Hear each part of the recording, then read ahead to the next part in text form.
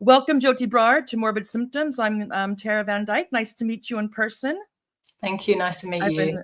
And I've had your comrade Alexander McKay on a couple of times, more than a couple of times. You always have good fun when I get him to be laser eye Alex on bad trot takes and that type of thing. Anyway, to get right into it, let's see. The inspiration for this and why I wanted to have you on is I'm sure this is, nothing new to you, but there's this thing called the left. Does it exist? I hear about it all the time. There's the faux left and the real left and the far left and the center left and the Democrats and the Labour Party and the Green Party and the DSA and the this and that and the other. And, I've heard that if your Marxism isn't for trans liberation, then you're not a good Marxist, or you're not a good feminist, or you're this and that and the other. And of course, Sultana, and I'm going to try to keep my examples UK based as much as possible, but as you can tell, I'm a Yankee. Anyway, so I was very happy when I reached out to Joti, and I'm like, can you come on and can we kind of sort out, like, what is this left? Is leftism keeping class politics behind and that type of thing? And I was really glad when you said, sure. So anyway, if you could just tell our audience a bit about yourself. I know that you're Joti Brar. I know that you come from a communist lineage and that you're a member of the Communist Party, Great Britain, Marxist-Leninist. And when you do your little intro, if you could let our audience know why it's important, why you guys felt the need to break away and add the Marxist-Leninist to your party. Sure. So, yes, my name is Joti Brar. Yes, I was born to communist parents. It is not an automatic transition from having communist parents to being a communist. I have said to many people, and I say also to my children, there's no such thing as a reluctant communist, right? It's something you have to study for and become on your own. The head start that I had was I happened to be born to very good communists. And when I decided I wanted access to the knowledge they could give me, it was right there. I didn't have to spend decades, as so many people do, floundering around in the left, wading through all the wrong ideas to find the right ones.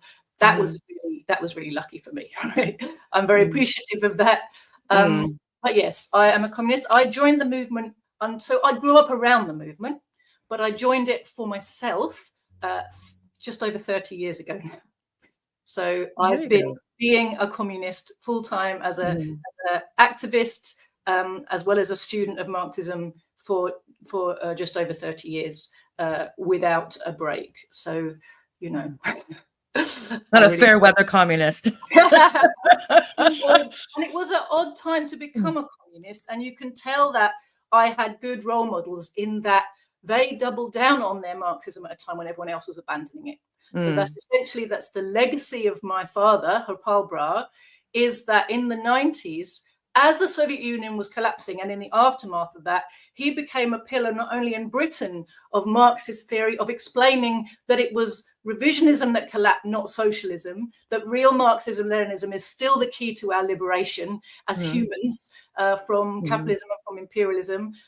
He wrote a series of really important books, first looking at the collapse of the Soviet Union and then looking at various other kind of key ideologies that get in the way of working class liberation, like social democracy, like Trotskyism, like bourgeois nationalism, right? So all of these very important aspects of the struggle, he was very acutely aware of, studied deeply, and had been active in the movement himself since the mid-1960s, right? So our party rests on a deep well of Marxist theoretical knowledge, but also practical experience. And of course, Hopal and his close comrades, which included my mother when she was young, they were trained in the movement by people who were old in the movement themselves. So again, they're part of a kind of continuous legacy. We didn't just kind of pop out of nowhere.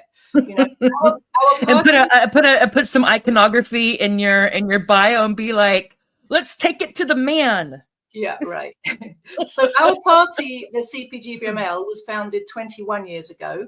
But it was the fruition of a lifetime's work, really, of my father and his close comrades they had been in a very small organization of communists, but they had been involved in a lot of mass movements. So they were involved in the anti-Vietnam War movement, the Zimbabwe Liberation Solidarity movement. They were involved in the women's movement in the late 60s, early 70s. They were involved in the anti-racist movement. My dad was a key leader of the Indian Workers Association for several decades.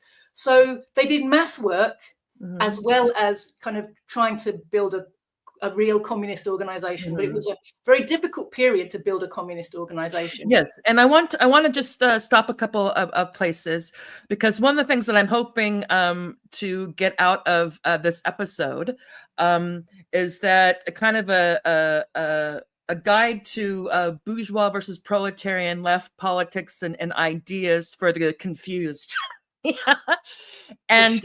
And so what I want to, before we get into into more detail about why some of the things you mentioned are problematic or that get cobbled under this thing called the left or leftism, have actually been counterproductive to the types of things that you were just talking about and the tradition that you come out of, communism, Marxist-Leninism,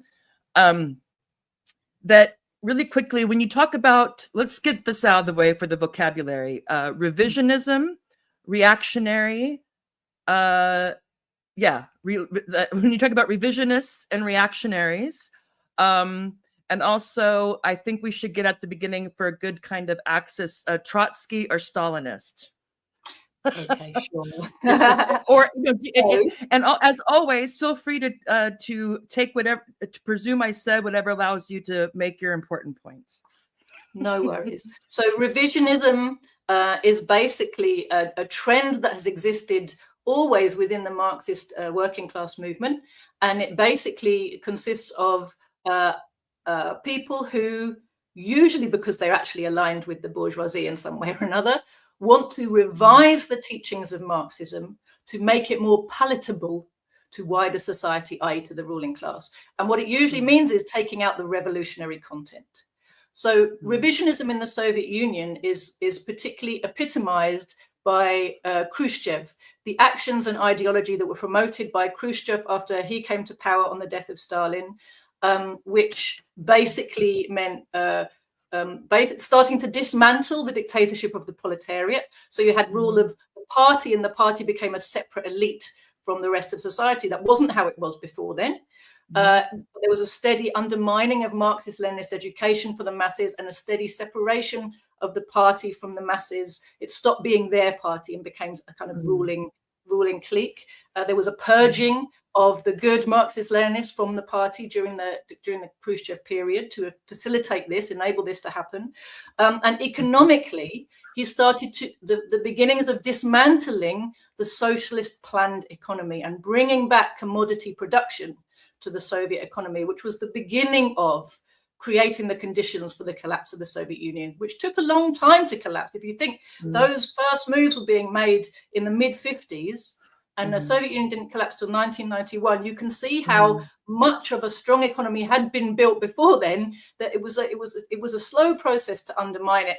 And key to all of this process, and this is something about revisionism generally, they always present what they're doing in the name of Marx, in the name of updating Marxism, or just, I mean, Khrushchev used to say, oh, well, we've achieved everything we needed to achieve, and now we're just marching forward to full communism, you know. And even the people, you know, Gorbachev, when he was doing the last bit of dismantling of Soviet, you know, planned economy and Soviet proletarian democracy, did it all in the name of Lenin, right? So this is something that is you see consistently, and it was something that we've been seeing really since the death of Marx. People using Marx's name to justify all kinds of aberrations and deviations from Marxism. So we call that revisionism. Okay, thank you. No problem. And just to get back, I'm sure we see similarities in any kind of movement, even though there seems like when you hear the left or the right, what gets placed is like all the, for lack of a better word, I don't want to get too academic, but there's a lot of internal contradictions and antagonisms and kind of hegemonic battles for who's going to be kind of this custodians of the legacy, how are we going to reinterpret the past theory and practice and in terms of the present and the future and all that stuff, that there's always these battles going on that when we hear about the left or the right or the whatever, they get kind of all jumbled up, is fair to say. I know that I've had that experience. The ruling class does a good job of presenting a narrative about the communist movement, like these people just can't get along, they don't know how to agree, they're just, they're split at the drop of a hat. In actual fact, a lot of the splitting has been a result of capitalist infiltration of our movement, which of course goes on all the time. It goes on by provocateurs, but it also goes on by the battle of ideas. It goes on through the vehicle of people's minds. We are, all of us, vehicles for bourgeois ideology because we've grown up in a bourgeois society and we are surrounded by bourgeois propaganda. So if you are not conscious of what is a bourgeois, idea in your mind, and where, spontaneously all kinds of ideas seem to arise in your mind that aren't that spontaneous at all. They are a reflection of the propaganda you're surrounded by. And that's why, the importance of studying, but also the importance of the group, to be able to help you, if you're a sincere person, a sincere Marxist, you need sometimes help to recognize when you are getting attracted to wrong ideas because they've become fashionable and they're in the air and they seem like a good idea. Fundamentally, we have to recognize Marxism is the science of the proletarian, the working class struggle.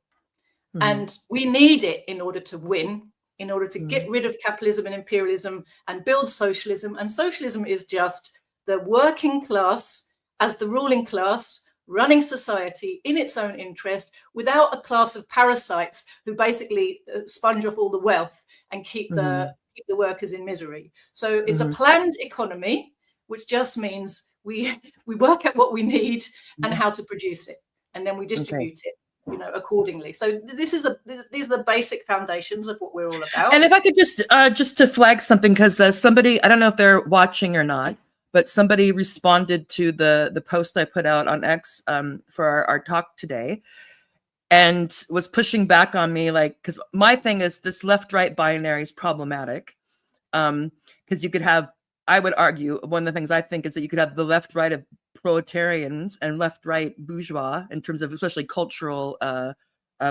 practices and ideas and whatnot. But this person said, well, he's like, why would you push bourgeois and proletarian categories that don't even match any that have long since stopped being meaningful representations of our like economy. And I just said, well, you should tune in tomorrow, and I will definitely put that up at the front, because sometimes when you get used to this vocabulary, it doesn't even, I forget sometimes that this will sound really 19th century or 18th century if we're talking about the proletariat and the bourgeoisie. So if you could write at the beginning, because we're talking about the broad things now about determining if something is proletarian or bourgeois in content or form. So if you could just say a bit about that to this person, that au contraire, these are still very meaningful categories that do reflect material processes in particular. Not to put words in your mouth, Joti. No, 100%. I would really appeal to people who've bought into the idea that this is all somehow something very historical, to actually read Marx's Capital, read Lenin's Imperialism for yourself. They're perfectly approachable books. There's not some kind of mystique about them. You've been encouraged to feel like, there's a big barrier between you and that, precisely because the knowledge is so powerful. But what is a proletarian? A proletarian is someone who lives in the capitalist system and has no means of production with which to feed himself and his family, and therefore has to sell his labor power to an employer in order to eat, pay his bills, take care of himself and his family. So is that not most of us? Right? That's what, if you sell yourself for a wage and you have no other way to feed yourself, and if you didn't have a pay packet for a couple of months, you'd be destitute, you are a proletarian, right? The bourgeois are the owners of the means of production, right? They are people who have enough access to enough capital that they can use that capital to employ others to make them still richer. That's the basis of the capitalist society. If you read Capital, you can get a fantastic lesson in how that developed, what it developed out of, and what it's developing towards. And that's one of the key importances of Marxist science, is it doesn't just show you the origins and the development and the workings of capitalist society. It shows you also the contradictions that capitalist production for profit creates and cannot solve.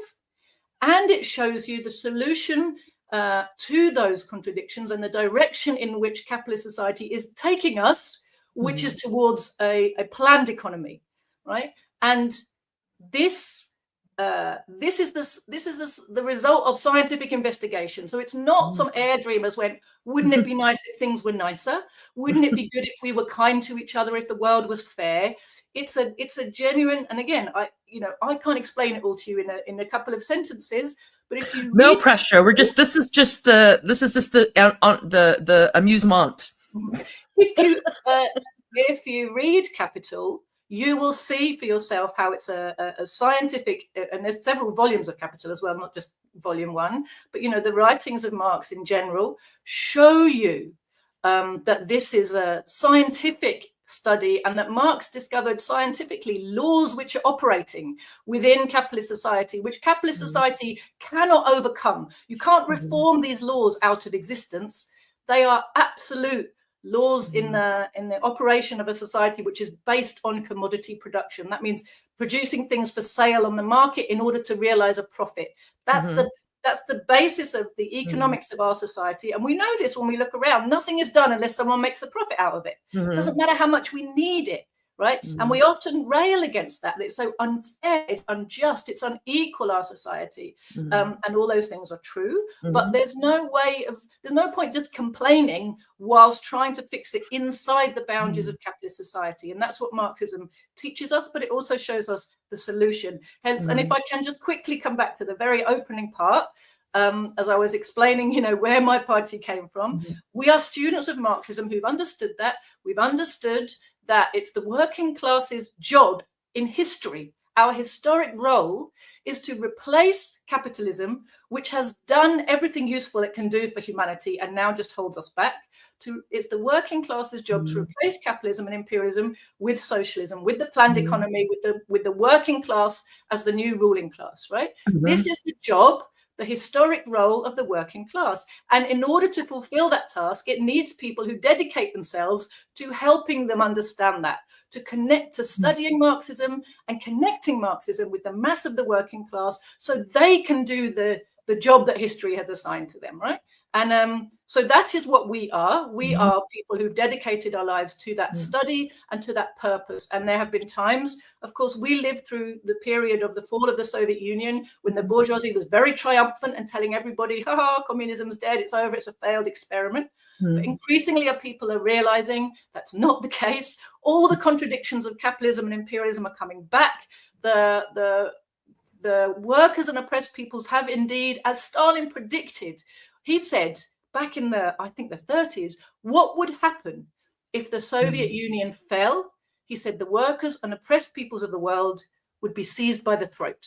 That's exactly what happened, right? We have had austerity and worse conditions, even for workers in the West, in the richest countries. In the rest of the world, they have had their national liberation struggles overturned. They've had war after war after war. It's very difficult for countries to attain and maintain sovereignty without being endlessly targeted and strangled by the imperialists.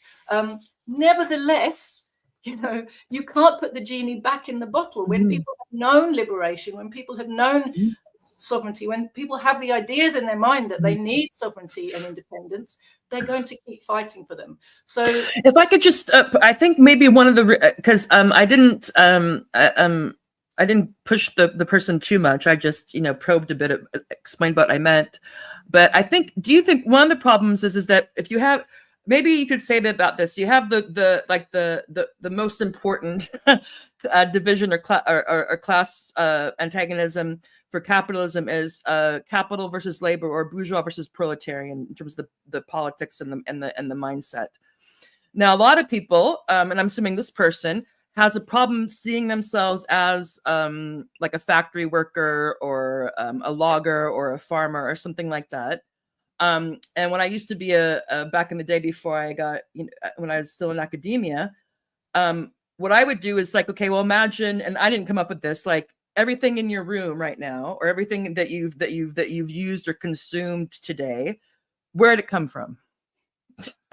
Both who made it, like, and literally like where, so there's the production and there's the realization, there's the distribution, all of that. And I think that some of us, because we, if everything that you need, you pay money for in the commodity form, you get kind of, I guess, maybe the alienated. And that would be why these concepts of literally like, well, I'm not a proletarian and I'm not bourgeois. So what is, I guess we could talk about maybe in between phases, as I understand it, when I try to explain it to myself and others, is that you have the main structure, which is proletarian bourgeois labor capital within capitalism, that it's working itself out, so back and forth. But then you have things like the middle class, petit bourgeois, intellectual labor. Some people in the States really like to have this barista argument, as barista producing value, productive versus unproductive value, these types of things. So I'll stop rambling on there. And if you could basically speak to that, because I think maybe that's why people have a problem. They can't see like, well, I'm not, Bezos, and I'm not working in the Amazon factory. So where am I in this? So fundamentally, things get obscured because we live in an imperialist country, and an imperialist country which is so far into its decadent decay and parasitism that very few of us any longer are engaged in productive labor. As you said, all around the world, people are engaged in productive labor and producing the goods that we're using every day, right? Probably all came from China. Yeah. But still, if you are a wage slave, if you need to sell yourself for a wage, right, as I said earlier, you are a working class, you are a proletarian. But there's a couple of caveats. So there is a class called the petit bourgeois. Petit bourgeois is someone who has a means of production, a small business, or back in the day, it was like a small farmer or a handicrafts person who had the tools of their trade and used them podcasters. Tools of their trade that they used to make a living, right? And those were petit bourgeois. So they're not exploiting somebody else. But they're also not selling themselves directly for wages. They're selling the products of their labor in order to live. So that's the classical definition of petit bourgeois. It used to be that the professional classes, which were very small because the number of people who could access the professional classes was tiny also. They kind of serviced the ruling class. They tended to be petit bourgeois. So if you were a priest or a lawyer or an accountant or a doctor, you had a practice, where you had your highly qualified trade and you plied it to the rich, and that you were kind of a petit bourgeois. Well, what we have now is, because of imperialism, we have the growth of something that he called the labor aristocracy. And that is a section of the working class. Yes, they're working for wages, but they're not working for minimum wage wages. And the reason really is that they are receiving a few crumbs from the table of imperialist super profits to give them quite a privileged existence. And they have a distinctly higher standard of living, higher wages than the bulk of the working class. So Lenin identified this in imperialist countries, a very distinct set of people who actually had different interests, because their better standard of living came via the super profits of imperialism empire around the world. They tended to be loyal to imperialism and look down on the mass of the workers. Right? And what Lenin also identified was that the leadership of the working class movement around the turn of the century, if not earlier, had basically come under control of these people. And it's the reason we see consistently in imperialist countries that trade unions, anti-war movements, socialist parties are all being led by people who fundamentally don't want to challenge the capitalist system and the imperialist system, and they keep the working class under control, and they make sure that their activity doesn't lead to anything truly disruptive. And fundamentally, it's why, you know, our party's written extensively. My dad did a lot of work on this, on the Labour Party's role as a party of imperialism, right? It's sold to us as the party of the working class. You are muted. Thank you. There was the sirens, and I thought maybe they were coming to get me. No. And I was, just as a joke, I was telling my husband, because of the immigration stuff going on, and even though I'm not too worried because we're all bright white, but my kids are mongrel American Dutch, and I'm like, maybe I should finally get one of those DNA studies, because my mom's maiden name is Wallace, and so then I could be like, look, I got some at least 25% Scottish in there. Anyway, sorry. I wanted to flag that, just what I said when you mentioned that is just to flag in terms of people keeping score at home. Labour Party, not proletariat in content or really much in form. There's some words, there's some aesthetics, but I just want to flag that. But we will, when we get to the rapid fire part of our segment, Jeremy Corbyn will pop up, and as will Keir Starmer, and we'll see Joti, you know. So Lenin characterized the Labour Party back at the time of its earliest formation as a bourgeois Labour Party. And what he meant by that was, it doesn't matter what its mass membership is made of. That doesn't prove that it's a working class party. What would prove it was a working class party would be if it had working class ideology guiding its program. And he said the Labour Party has a thoroughly bourgeois program, and it doesn't matter. You can put as many flat hats in the leadership as you like, and as many coal miners in the membership as you like. It's a bourgeois party for the bourgeois system. And that's something that really confuses people. So let me just get it out there now to frame our discussion. This left-right paradigm and kind of spectrum that we are presented with, very neatly curated to us, is the left to the right wings of bourgeois politics. Proletarian, working class politics, the pursuit of our own class interests, is outside of that paradigm. It's not inside, it doesn't fit in it. And that's why also it's not covered. Right? You never will see my party getting referenced on the BBC. What they present to you as extreme left is Trotskyism. And they're right. Trotskyism is the extreme left of bourgeois politics. Right? So this is something that's very important to understand. They all serve the imperialist capitalist system, extreme left to extreme right. They all have the same ultimate program, which is save British imperialism.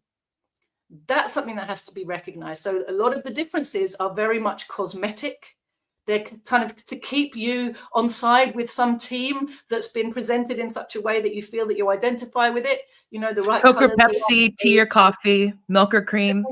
Yeah, all of that. You know, and cultural so-so differences, which are not really very deep differences when you kind of scratch the surface, but you're encouraged to feel are really different. The same way, you know, people from towns next door to each other are encouraged to feel like they're rivals and really different from each other when they're basically the same.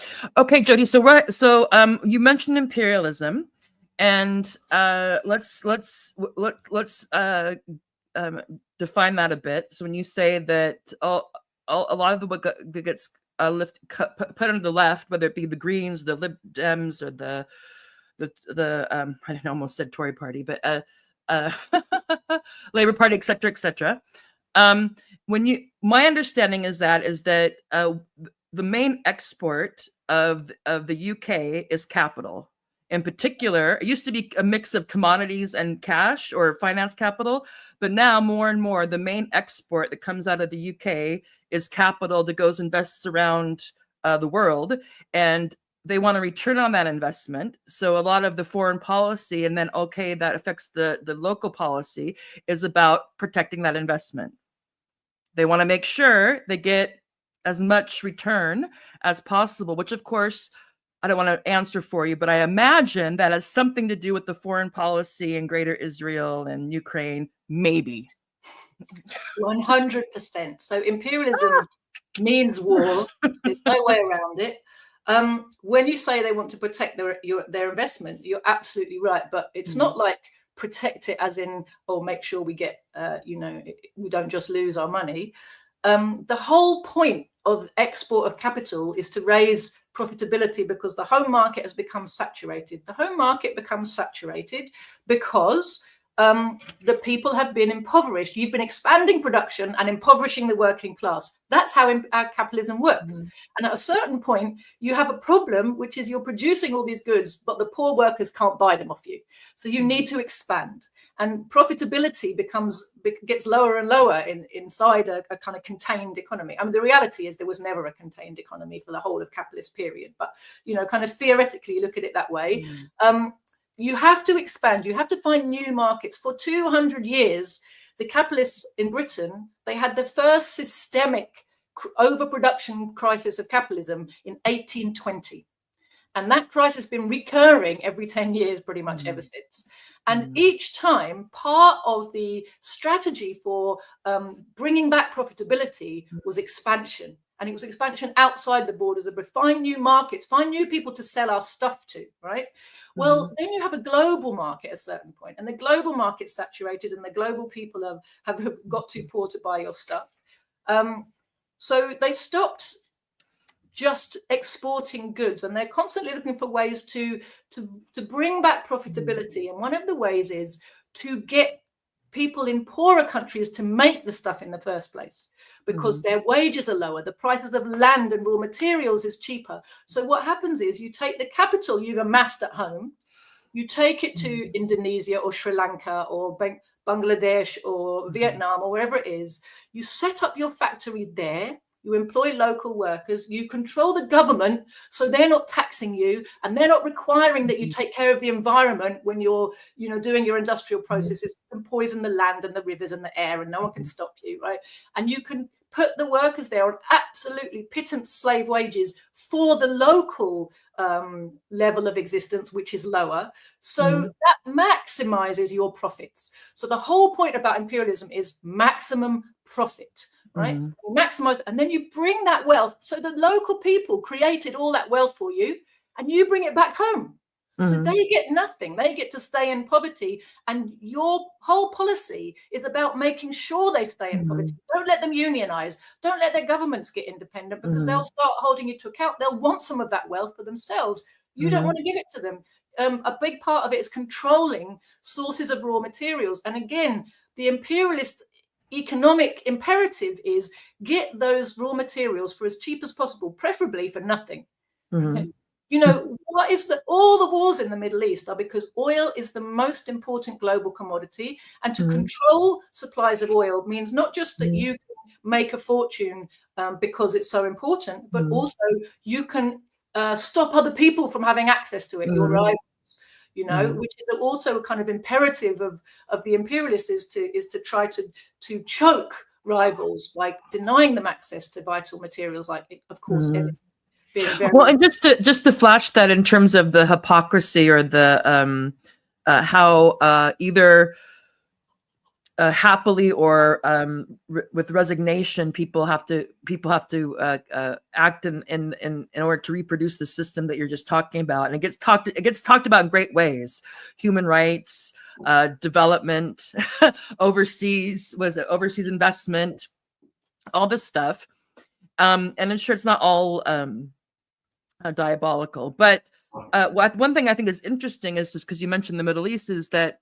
The Congo is not oil rich, but it's very rich in all the stuff we need for all these, everything that I'm using right now, all the tech stuff and the batteries. And that's a war-torn place with warlords and this and that.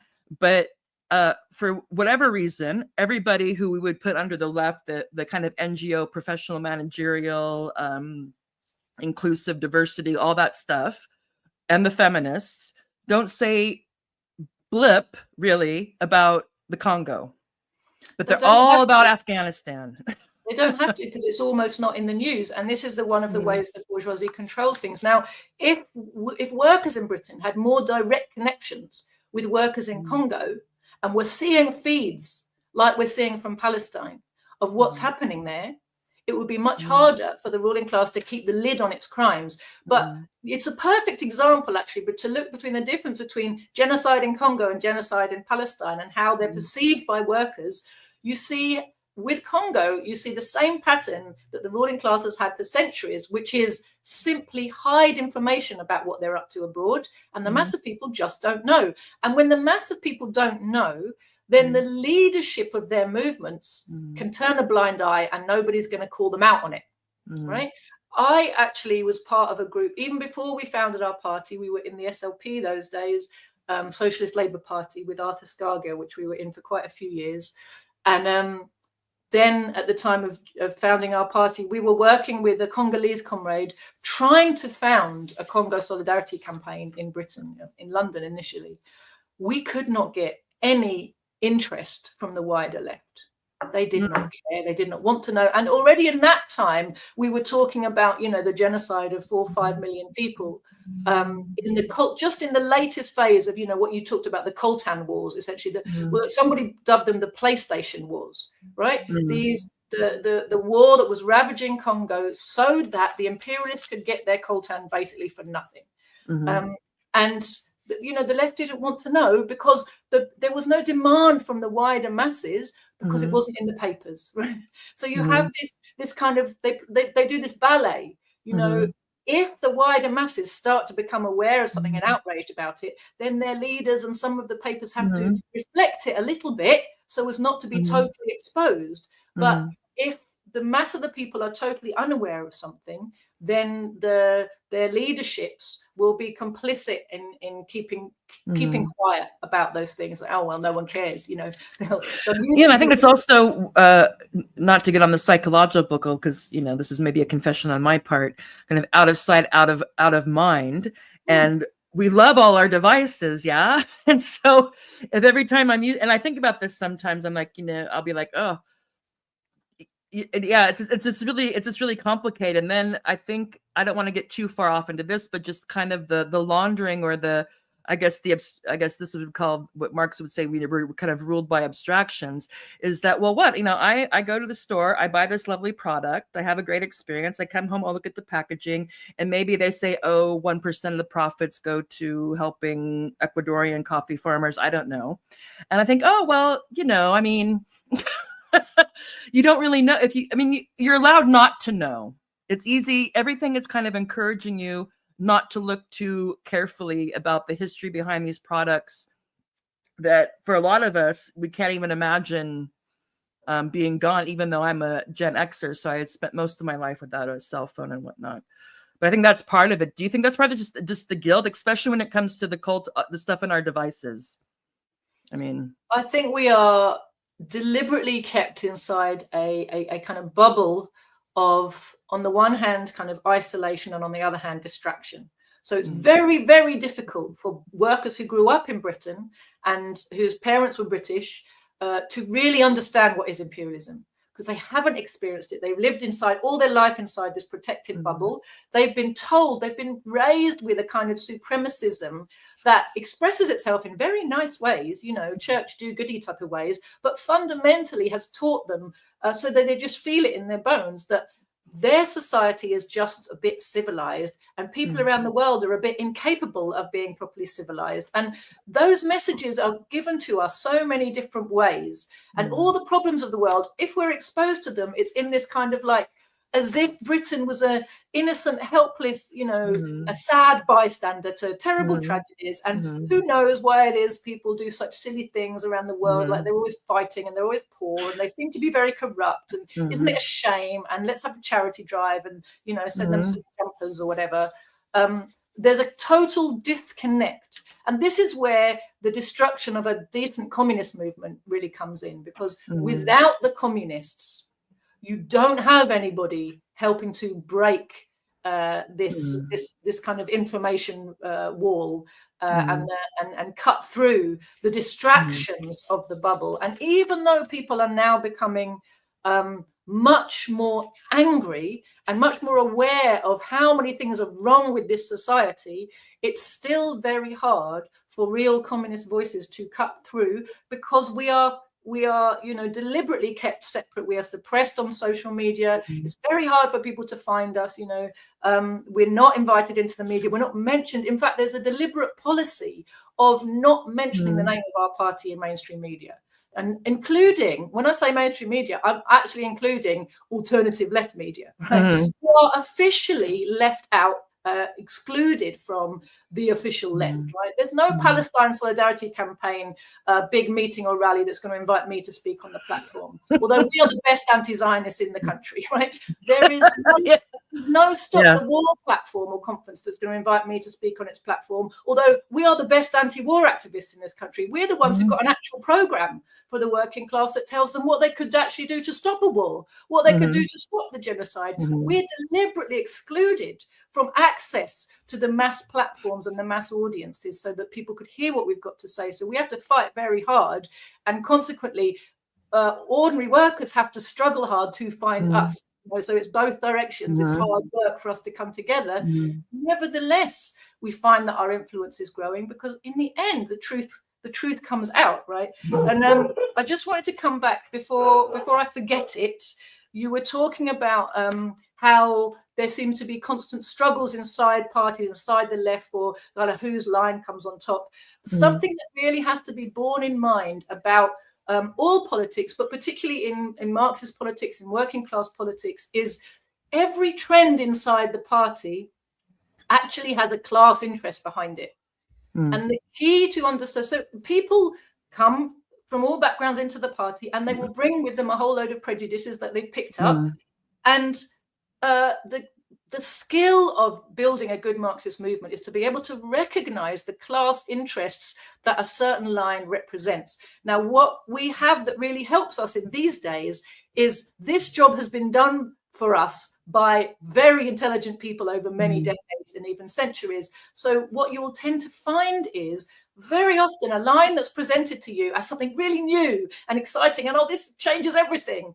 If you've studied enough Marxism, you discover that it's a repackaged version of something we've seen before.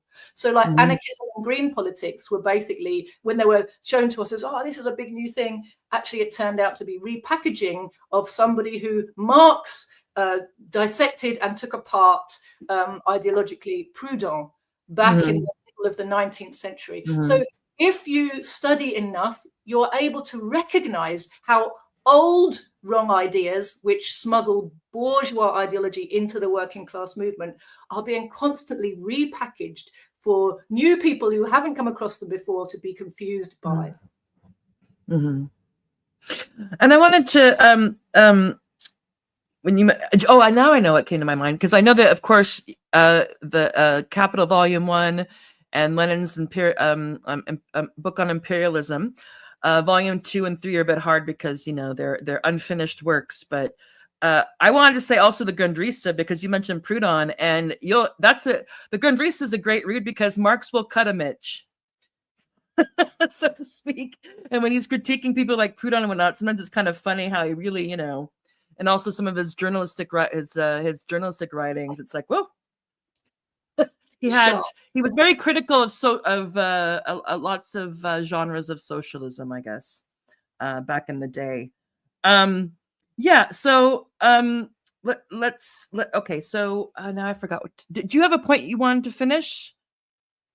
No, or are we good to go? Okay, so let's see what I have here with my cheat sheet. Oh, hang on. No, you asked me a question earlier. Let me just finish it.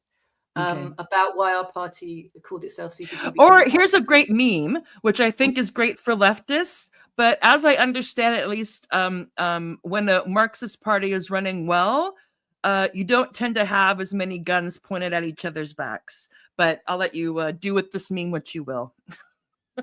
I literally don't understand it. What's it saying that we all... Okay, so it's a leftist, and there's a leftist behind a leftist with the gun, and there's a leftist behind that leftist with the gun, and then there's a leftist from the balcony pointing at all the leftists with another gun.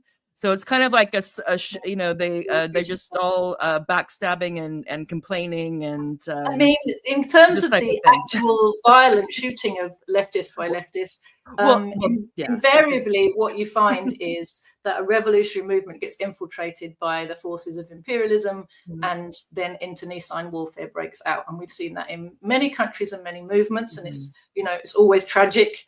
Of course, I think this guy probably meant it like just bitching wise and we just do a lot of canceling. bitching. Yeah. So, well, that side, I think, just comes back to what I was saying earlier, which is the class struggle exists inside the party as much as it exists in society. The party is itself a microcosm of society, which is trying to build a disciplined working class organization out of members of society. And the class struggle, the struggle for the right line that's going to lead to success, going to lead to revolutionary transformation of the society, is a hard struggle. And it goes on, as I said, inside the party. It's sharp. If you read the life works of Lenin, more than half of it is directed at, probably about 3/4 of it, in fact, is directed at wrong trends inside his party and inside the International Communist Party. And that's not because he was just some kind of bad-tempered, you know, permanent bitcher. My way or the highway. It's because he was a real scientist of Marxism who really was determined to help the Russian people achieve socialism. And he was exposing, in the eyes of the workers, as well as in the eyes of people in the party who were wavered and weren't sure, why all these people were selling them lies, selling them ideas that would lead to defeat, right? So those wrong ideas have to be exposed in order for the working class to take the right path and win. And if you're not just a faker and a poser, of course, if you're serious about winning through to socialism, you've got to take this fight seriously. The class struggle is a very serious struggle. And sometimes it takes the form of words. In fact, most of the time it takes the form of words and ideas and helping to educate people in how to spot which are the ideas which are going to serve them and which are the ideas which are there to distract and derail their struggle.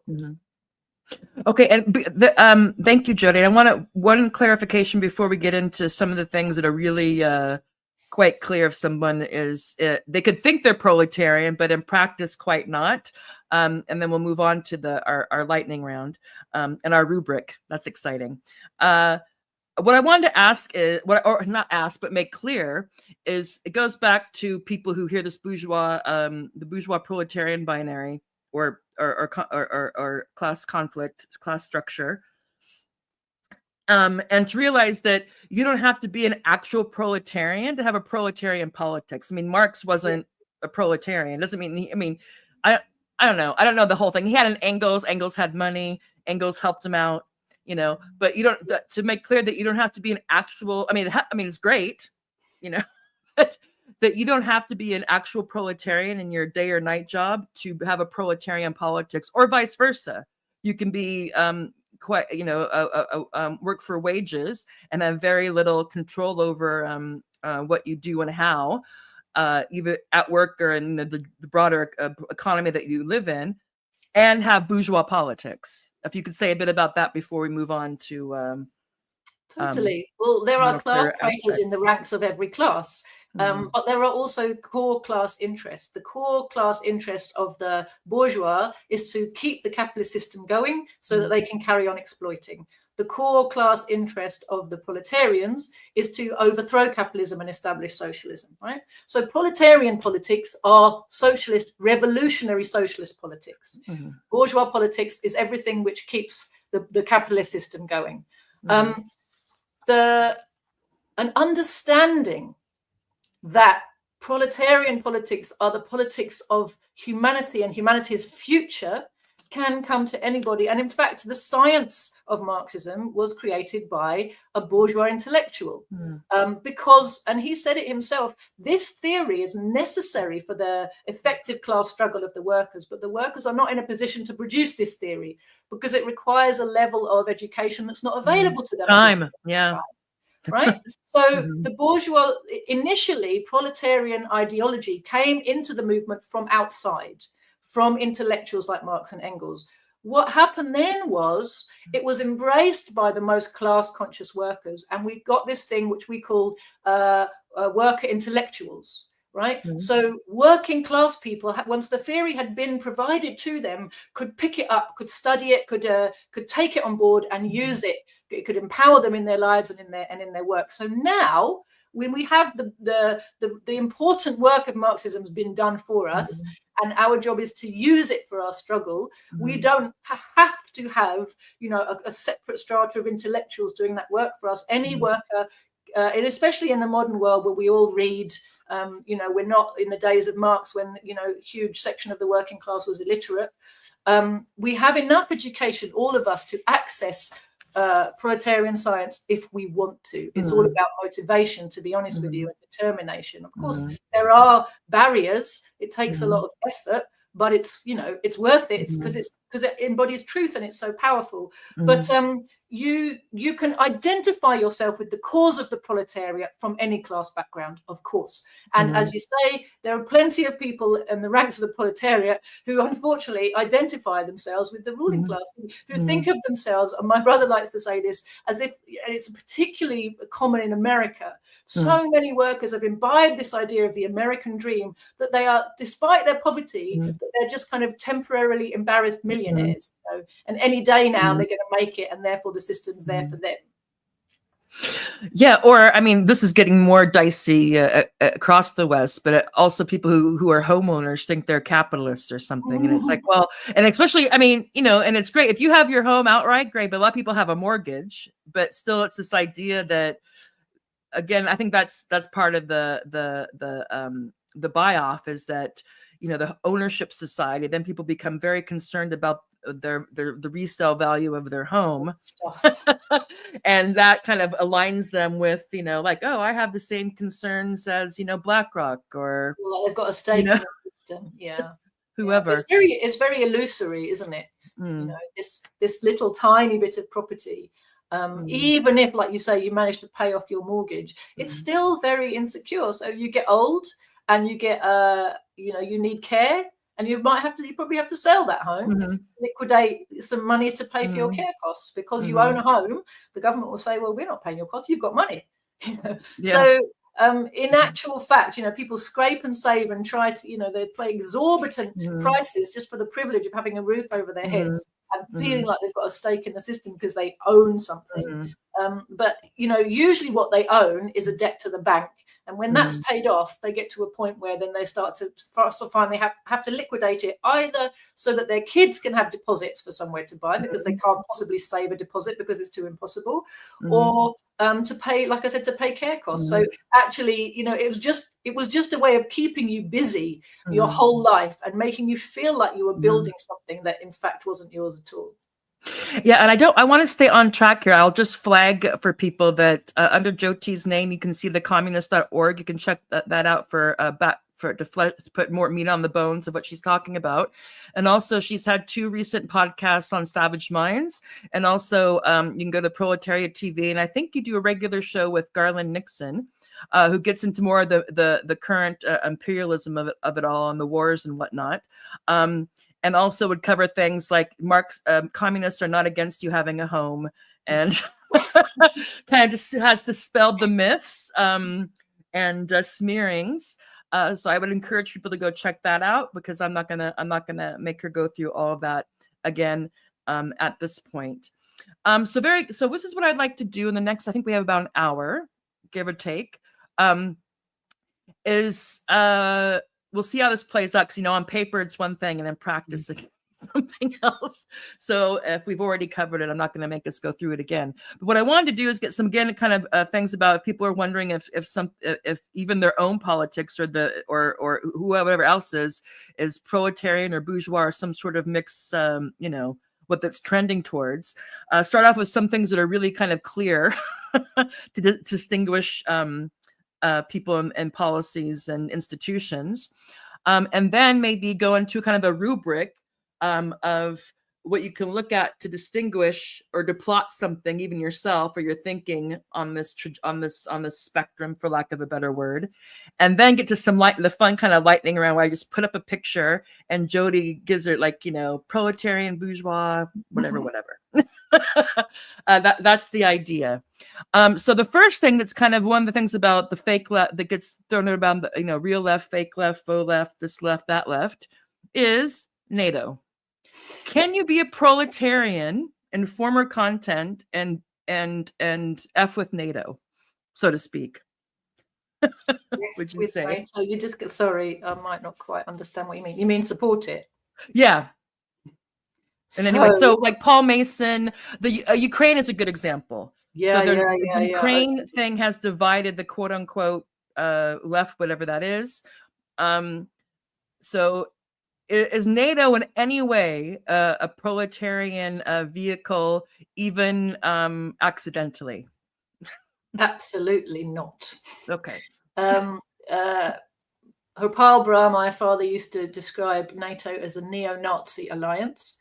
It's an aggressive instrument of war that is wielded by the collective West to keep the rest of the world in line in order to keep maximum profit flowing to the owners of finance capital. That's its job. It exports violence and genocide all over the world. There is no aspect of NATO that is in any way progressive or proletarian.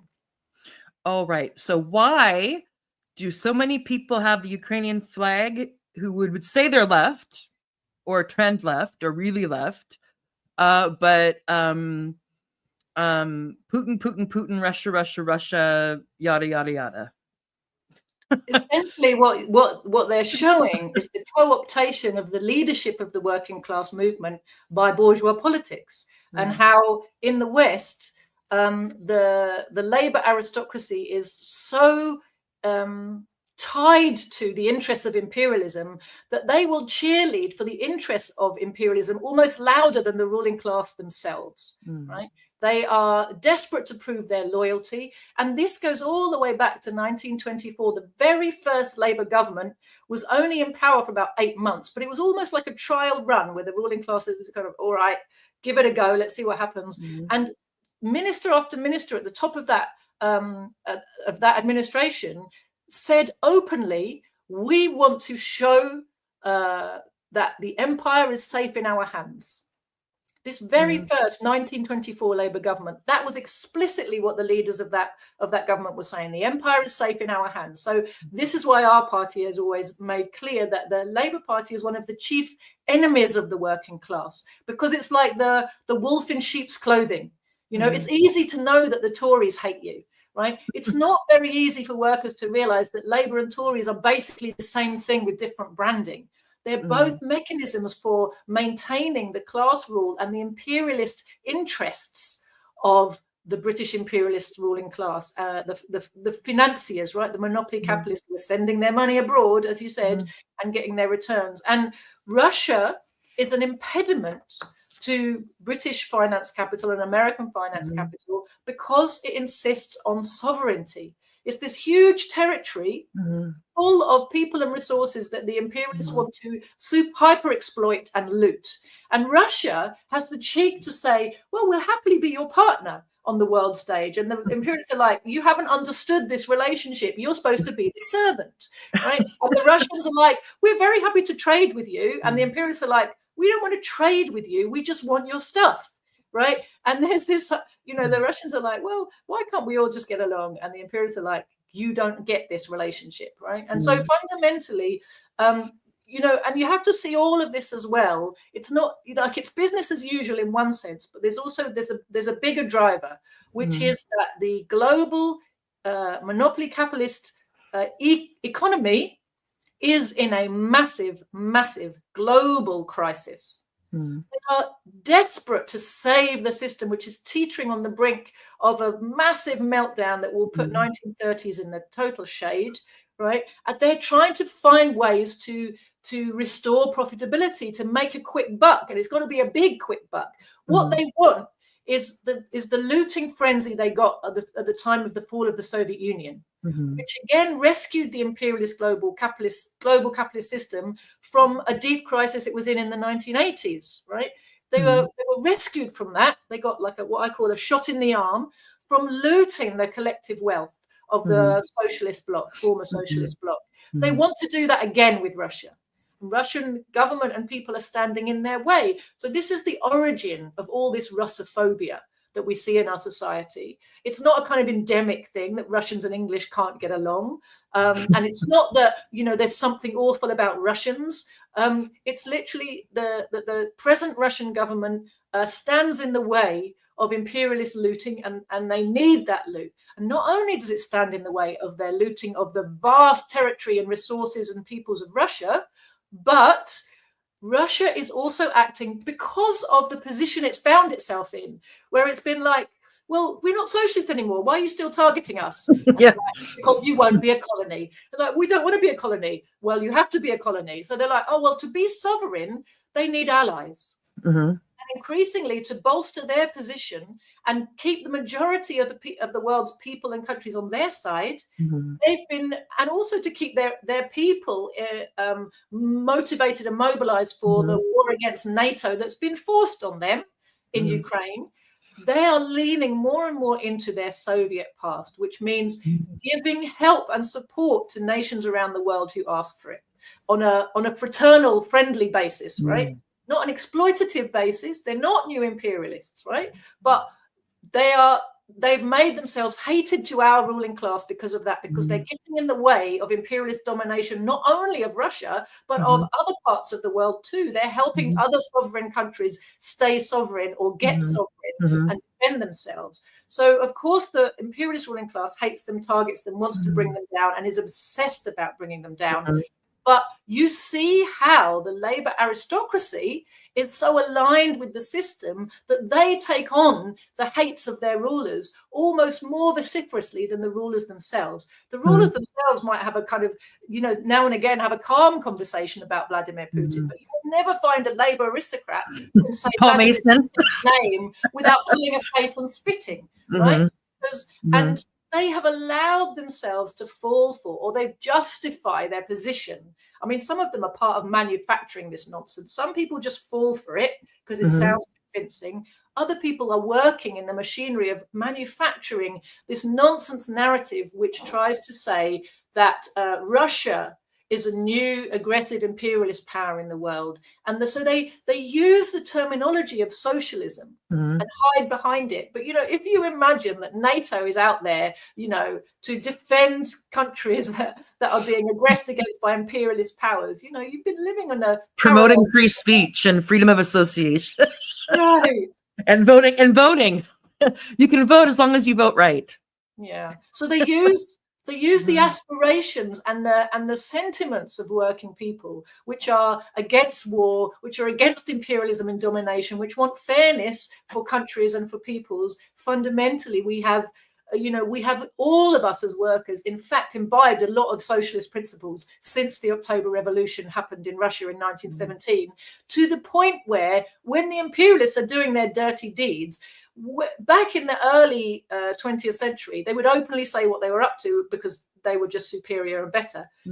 Since World War II, all the imperialist machinations, they've had to present them in a narrative as if they're good socialists, right? We want to free women, we want equal nations, we want, they wrap everything up in the terminology of the oppressed and the aspirations of the world's majority. But increasingly, it's wearing very thin, isn't it? Their hypocrisy becomes more and more evident. Okay, and on that note, let me do a follow-up. The UN. What role does the UN play in this kind of post-World War II late-stage imperialism system? Is there anything proletarian about the UN in former content? In form, there was something progressive about the founding of the UN, which was, it was basically the result of the balance of forces after World War II, which was essentially that there was this rising socialist world. The socialists defeated the fascists in World War II. There was a rising socialist world. And Americans did, Joti. Sorry, go ahead. And the imperialist world had to reckon with this. The imperialist world was very shaken. Apart from US imperialism, every other imperialism was either almost totally destroyed or on its knees, right? Only American imperialism had the strength to resuscitate and prop up the rest of the imperialist powers, which it did to make it look to the world's people as if there was an international community of families and not just one dominant imperialist power, right? So they sort of, in the interest of keeping global capitalism going, they kind of helped to resuscitate imperialist powers otherwise, like France and Germany, which were essentially had been defeated by the course of the war. So you had that post-World War situation of a rising socialist camp, and because of that, the imperialist camp was on the back foot. They were having to make huge concessions to their own workers in terms of the welfare states and housing and education, all these things, to buy off the revolutionary sentiments of their people and keep capitalism in place, because otherwise it was just going to be socialist revolution all across Europe, right? That was the mood of the masses at that time. So they were on the back foot, and the balance of class forces globally and the advance of socialism meant that the United Nations Charter had to codify a whole load of principles which were the demands of the colonized and the oppressed. Now, the truth is that the United Nations has never, ever been an instrument for implementing its own charter. But the charter exists. And increasingly what you'll find is, as anti-imperialist powers grow in influence in the world again, they endlessly point to the UN Charter, and the gap between the UN Charter and the realities in the world, and the fact that the basically US imperialism has a total veto over any action by the UN. So all the actions of the UN have actually been aggressive actions. They were giving a United Nations cover to imperialist wars. Where they haven't been able to get cover through the UN for their wars, they've just gone outside the UN and done it anyway, coalition of the willing, etc. Right? The Soviet Union walked out of the UN at the time of the launch of the Korean War because it became clear that the UN was not going to be able to be used to arbitrate in a proper way and resolve this dispute, that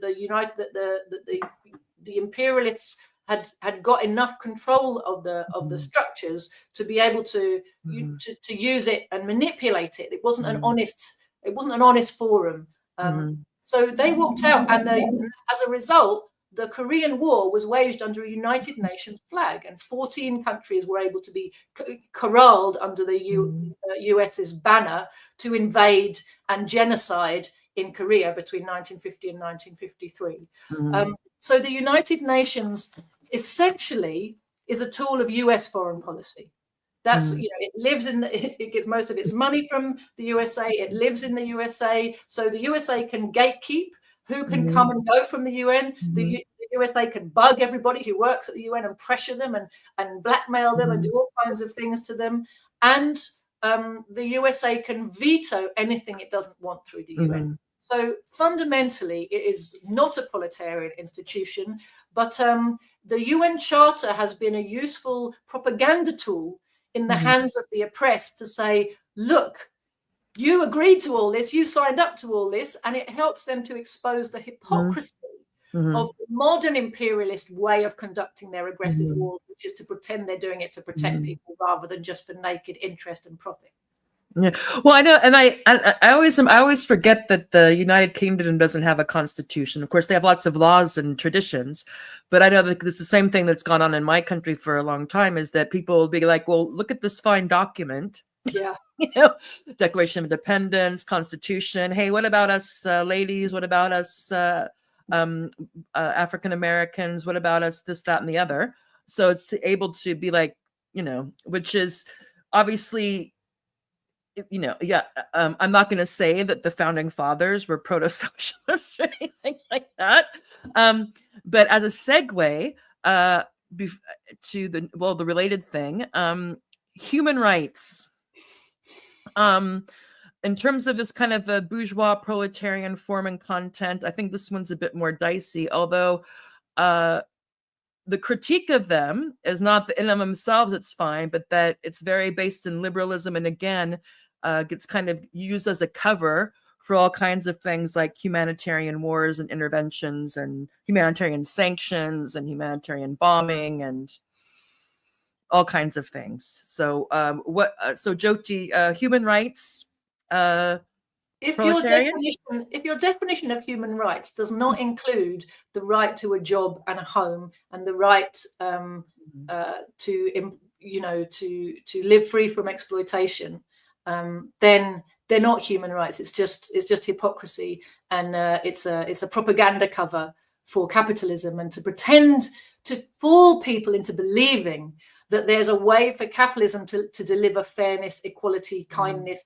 dignity. What are all these things here? Peace, dignity, rule of law, and prosperity.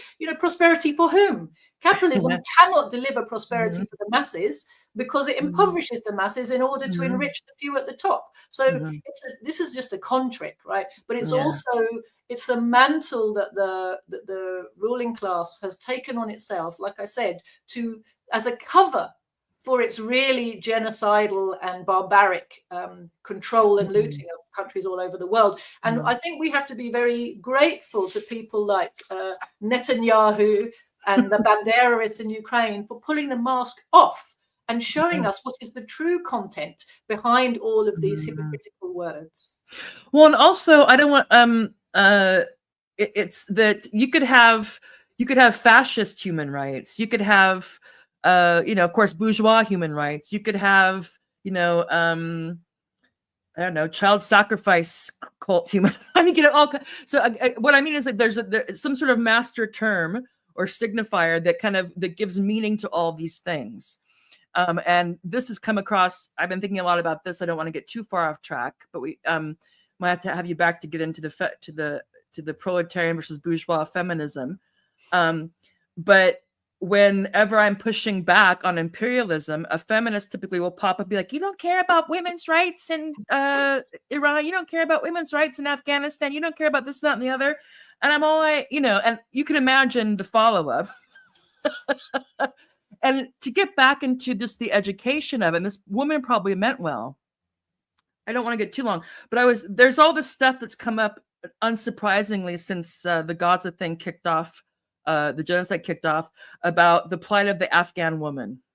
Yeah.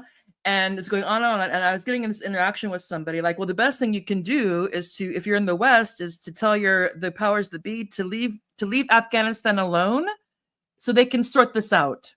Right. And also, sorry, not sorry, the Taliban doesn't give a crap what you think about their gender policies. I'm not a big fan, assuming all of it's true. But this woman said, no, what we want, we're just trying to raise awareness and to raise the voices, because, again, this kind of white women's or Western feminist burden. And so the UN, and this literally is a quote, so the UN will do something. Do what? Yeah. I mean. Yeah. So, there's two sides to that, aren't there? One is this seeing, and it's a very chauvinist mindset. That, as you say, the white man's burden, white woman's burden approach that says these victims need me to speak for them, and that's how their problems will be solved. So it's seeing the world like your Lady Bountiful dispensing charity, right? But people don't need charity; they need liberation. Now, the liberation for the women of Afghanistan is twofold, and the first and most urgent part is getting the imperialists out, right? Because dealing with the local problem is much less of a difficult battle, and in order to create the conditions for the women to be emancipated, you first have to lift off, the thing that's holding everybody down, and then what you actually have to recognize, the Afghan women aren't so bloody stupid, because they actually had that until the Americans came. They had the beginning of a socialist republic in Afghanistan, and women's rights were flowering and blossoming in the mid-1970s in Afghanistan, and you can see photographic evidence of that if you want. And it was the USA who paid for and developed extremist Muslims of the type who didn't exist in Afghanistan before, right? They created this Wahhabist type of movements that and fundamentalist movements. They armed them, they made them into big movements where before they'd been like, just kind of Jehovah's Witnesses wandering around knocking at people's doors and everyone going, well, yeah, just as a flag there to bring about the Mujahideen, and I'm sorry, people who know how to say those words, I try my best. Mujahideen and Osama bin Laden. And then you have al-Jilani, and Jilani is like the reverse bin Laden, right? So bin Laden first was like a freedom fighter. He's great. He's fighting the communists or whatever. or not. I mean, he's the one we know most about because of September 11th, and then became a terrorist, and we know his fate. And then you have Jelani, which started off with, I guess, Al-Qaeda, ISIS, and now is the leader of Syria, whatever that is, and shaking hands with all the fine civilized people like Mark Rubio and Keir Starmer. I'm sure all of them. I'm sure you saw the pictures. So I just wanted to kind of flag that in terms of these things that seem new and crazy, or kind of, I mean, not exactly the same, but repetition. But I was just thinking about that Jelani's the reverse Bin Laden. Both of those are, are tools of imperialist policy in both of their incarnations, whether they were being terrorists or whether they were being, freedom fighters or, leaders. They were serving imperialist ends every time. And just to come back to the question of women, fundamentally, again, you need to study Marxism to understand that the real liberation of women, all women, including the massive working class women, can only come about through the ending of class society, which means if you really care about women's rights, you've got to join the fight for socialism.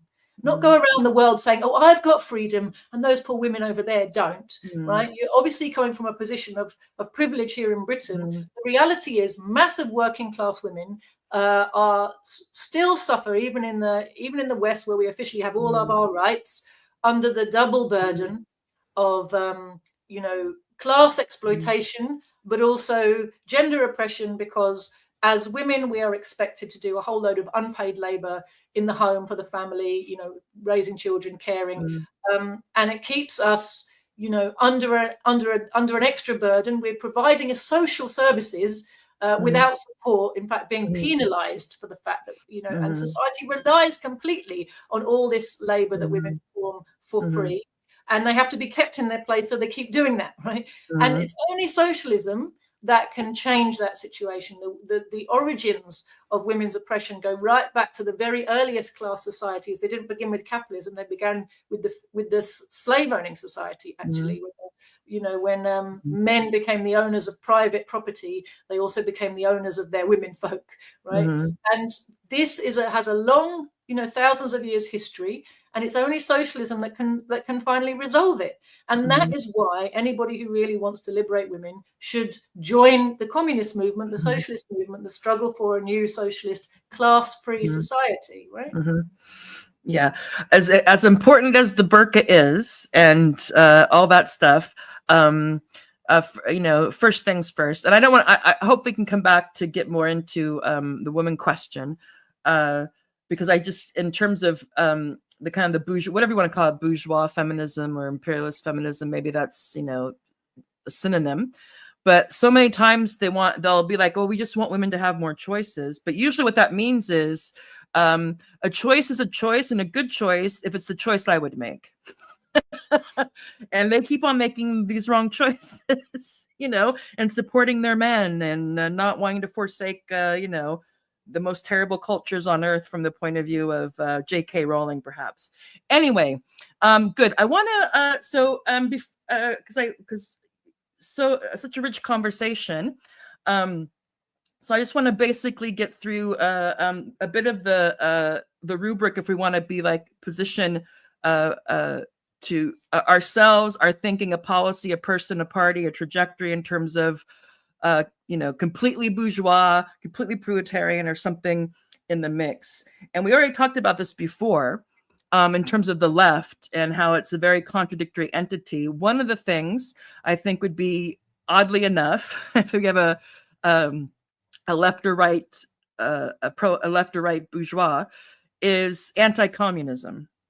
So I know you know a lot more about this. I just want to tee it up to the fact that after the fall, of course, there was the communists or socialists or Marxists. That's also maybe talk about how those things go together.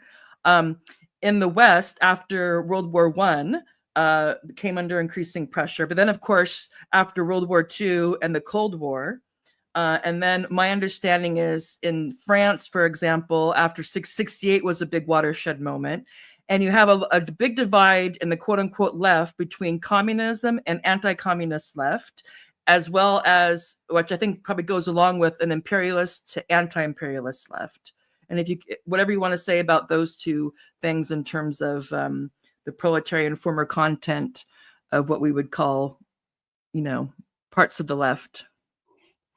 So again, I would distinguish between bourgeois left and real proletarian politics. And I think one of the difficulties we have is that these, in the bourgeois narrative, these are constantly conflated, but if you're really understanding the spectrum of politics, I would say that our party is outside of that, because we see the whole of this left to right spectrum as representing the enemy class.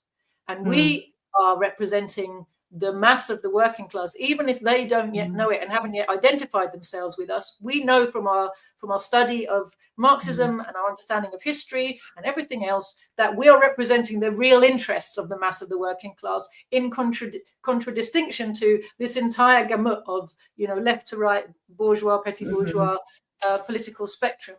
So there's that. When people look at this, what they think of as the left, and they see this whole mess of liberal, essentially most of what they think of as left is left liberal, and liberalism is the ideology of the capitalist class. It's the ideology of the individual. It's the ideology of individual self-actualization, and the left liberals, actually take this to kind of extremes, whilst simultaneously having a kind of socialist sense that things should be fairer. Right, but they try to solve the problem of the unfairness and inequality, which is intrinsic to capitalist production relations. They try to find a solution to that inside the bounds of the system that creates that unfairness, and they try to find an individual solution to these problems. If I have equality before the law, if I have equal opportunities, but you can't really have equality even before the law, because the law is such a biased instrument, and if you have more money you have more access to the law, and if you have no money you have no access to the law, right? Like with medicine and loads of education and loads of other things. There's this illusion that the bourgeoisie propagates amongst the workers, that they have choices that they don't really have. Fundamentally recognize this when people are talking to you about choice. Do I have the choice to go and earn a living? It's like, well, you have the choice to be employed by somebody, to audition and get somebody to employ you and exploit you, or you can starve in a ditch. Okay, that's your choice, right? It's not really much of a choice, is it?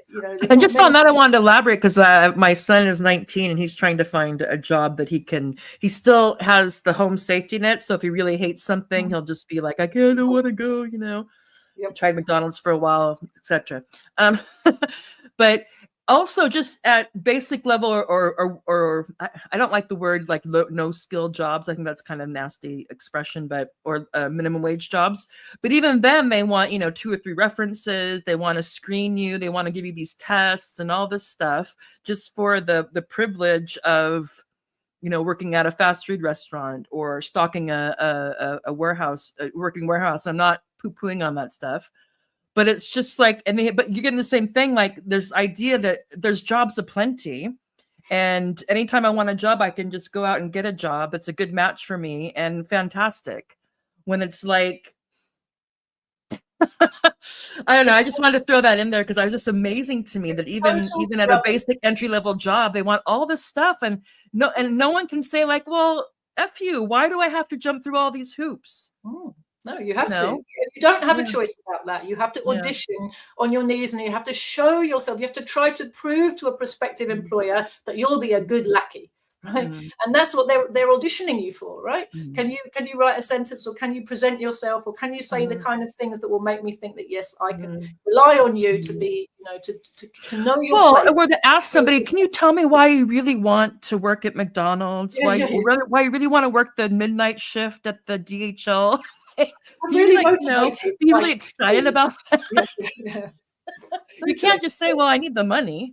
They want willing prostitutes. I'm willing to do this. I mean, But yeah, I'm sorry. I guess this kind of demoralization. You have to sell yourself, and they kind of train you to do that like it's normal and natural. But you don't actually have a choice fundamentally. And I guess the welfare state and some level of safety net in the West has hidden some of that from people. That there has been a fallback mechanism for some decades, but that was an anomaly, and that is being taken away. So we are much more returning to what things used to be, which is you don't work, you don't eat. And many times during economic crises in the past in Britain, people starved to death in large numbers, right? And that was just the normal workings of capitalism, and their ruling class would justify it by saying, oh well, there's too many of them.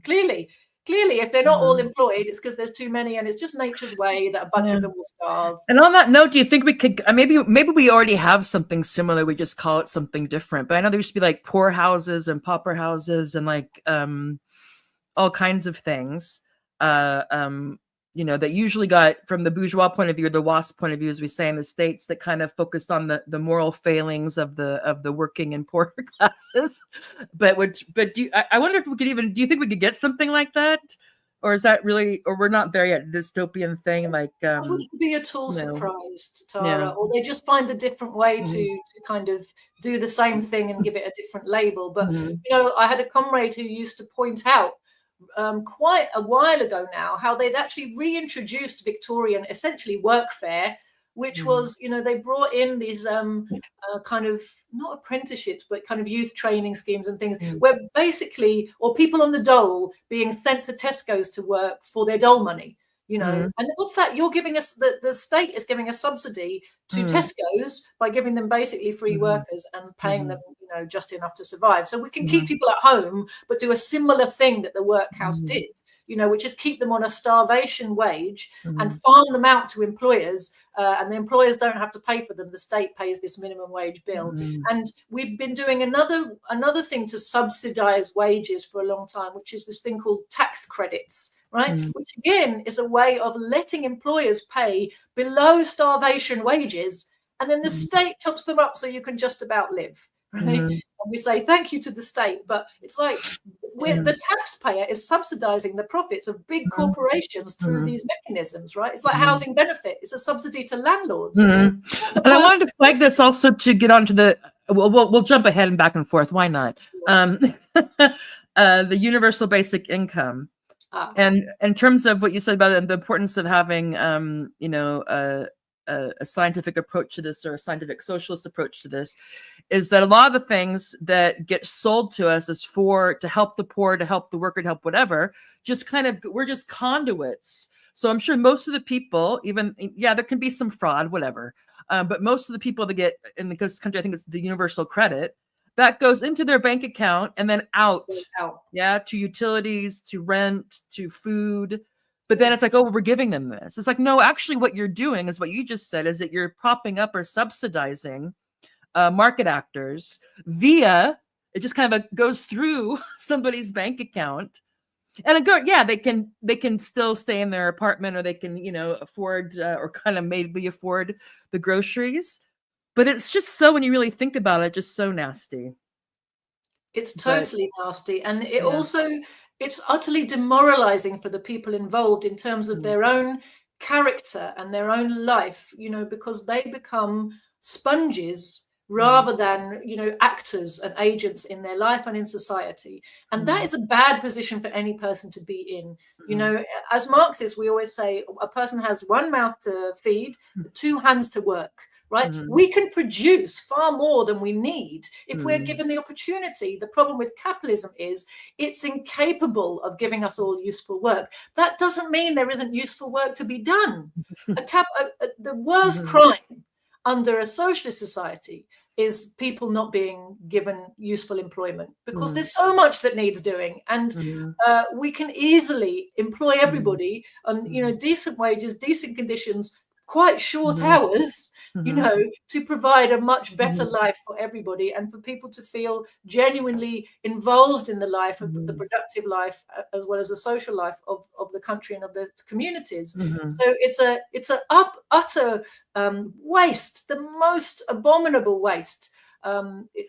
really obscene waste of human material that capitalism engenders with this what Marx referred to as the reserve army of labor, which is of course the unemployed, right? And capitalism needs the unemployed. It needs the unemployed to keep the workers, the employed workers, disciplined. On the one hand, it keeps wages low. There's always, if you won't work, I can always find someone else who will work. And also, if there's a sudden need to expand the workforce, you've got people hanging around waiting to be employed. So you can expand and contract as required. So unemployment, mass unemployment, is built into the workings of the capitalist system from two directions. One, because the capitalists impoverish the working class, and then the market kind of shrinks, and people don't have the wherewithal to buy the products, and then the market shrinks some more, and the production shrinks, and so you end up with people unemployed. And because the competition between big businesses creates technical innovations, and the technical innovations make workers redundant. So you have this from different directions. You have unemployment constantly being replenished, if you like, as capitalism progresses. So there's no way to abolish this parasitism and this waste of workers without abolishing capitalism. So the best that the capitalists can come up with in some countries, like in the West, has been to say, well, we can't get rid of unemployment, so we'll pay the unemployed a small wage, not too much, because then being unemployed looks a bit attractive, right? And then they won't come to work. But enough that they don't starve in a ditch, because too many workers starving in a ditch makes the rest of the working class quite angry, right? And it makes the good people feel bad, or it inconveniences them. It makes the mass of the working class indignant, actually, if they feel that that's their fate when they fall out of work, is to starve in the ditch. That's gonna make them a lot more militant. So if you can keep the unemployed quiet and out of sight, then that's a good deal. But it was also a way of buying off the militancy of the working class after World War II. But that is, like I said, it's being taken away, and unemployment's becoming less and less survivable for many, many people. Joti, what's your time frame now? Because I'm fine, but I don't want to. I mean, I could go on and as can you, but I want to be conscious of your time. So how much time do we have here? We should kind of start to wrap it up. Okay, good. So we'll have to have her back for part 2.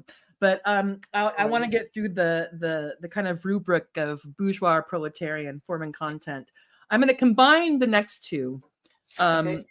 In terms of, again, this is my, especially this, I came apart after the Cold War. I started after the shock of fascism, perhaps, and then the Cold War, and then, after the 60s and whatnot. But they have the worker, or the focus on the worker proletariat, both in terms of what the politics and activism is for, and also who's supposed to be doing these things. So it's not just what needs to be done, but who does it and how. And you have the shift from whatever you want to call it, not necessarily, and there's some anti-worker, because the worker gets scolded, the worker doesn't, we don't know the right things or say the right words, or we're racist, or we're this, or we have an authoritarian personality and we like daddies, or whatever it is. The more negative part. And then the part, this kind of, Chantal Mouffe kind of third way, like, well, it could be, there are all kinds of actors. So there's all the oppressed. We have to center the oppressed, center the marginalized, decenter the worker. And that's where you get this kind of, any kind of human right you're working on, any kind of norm you're trying to liberate people from, becomes something that's of the left.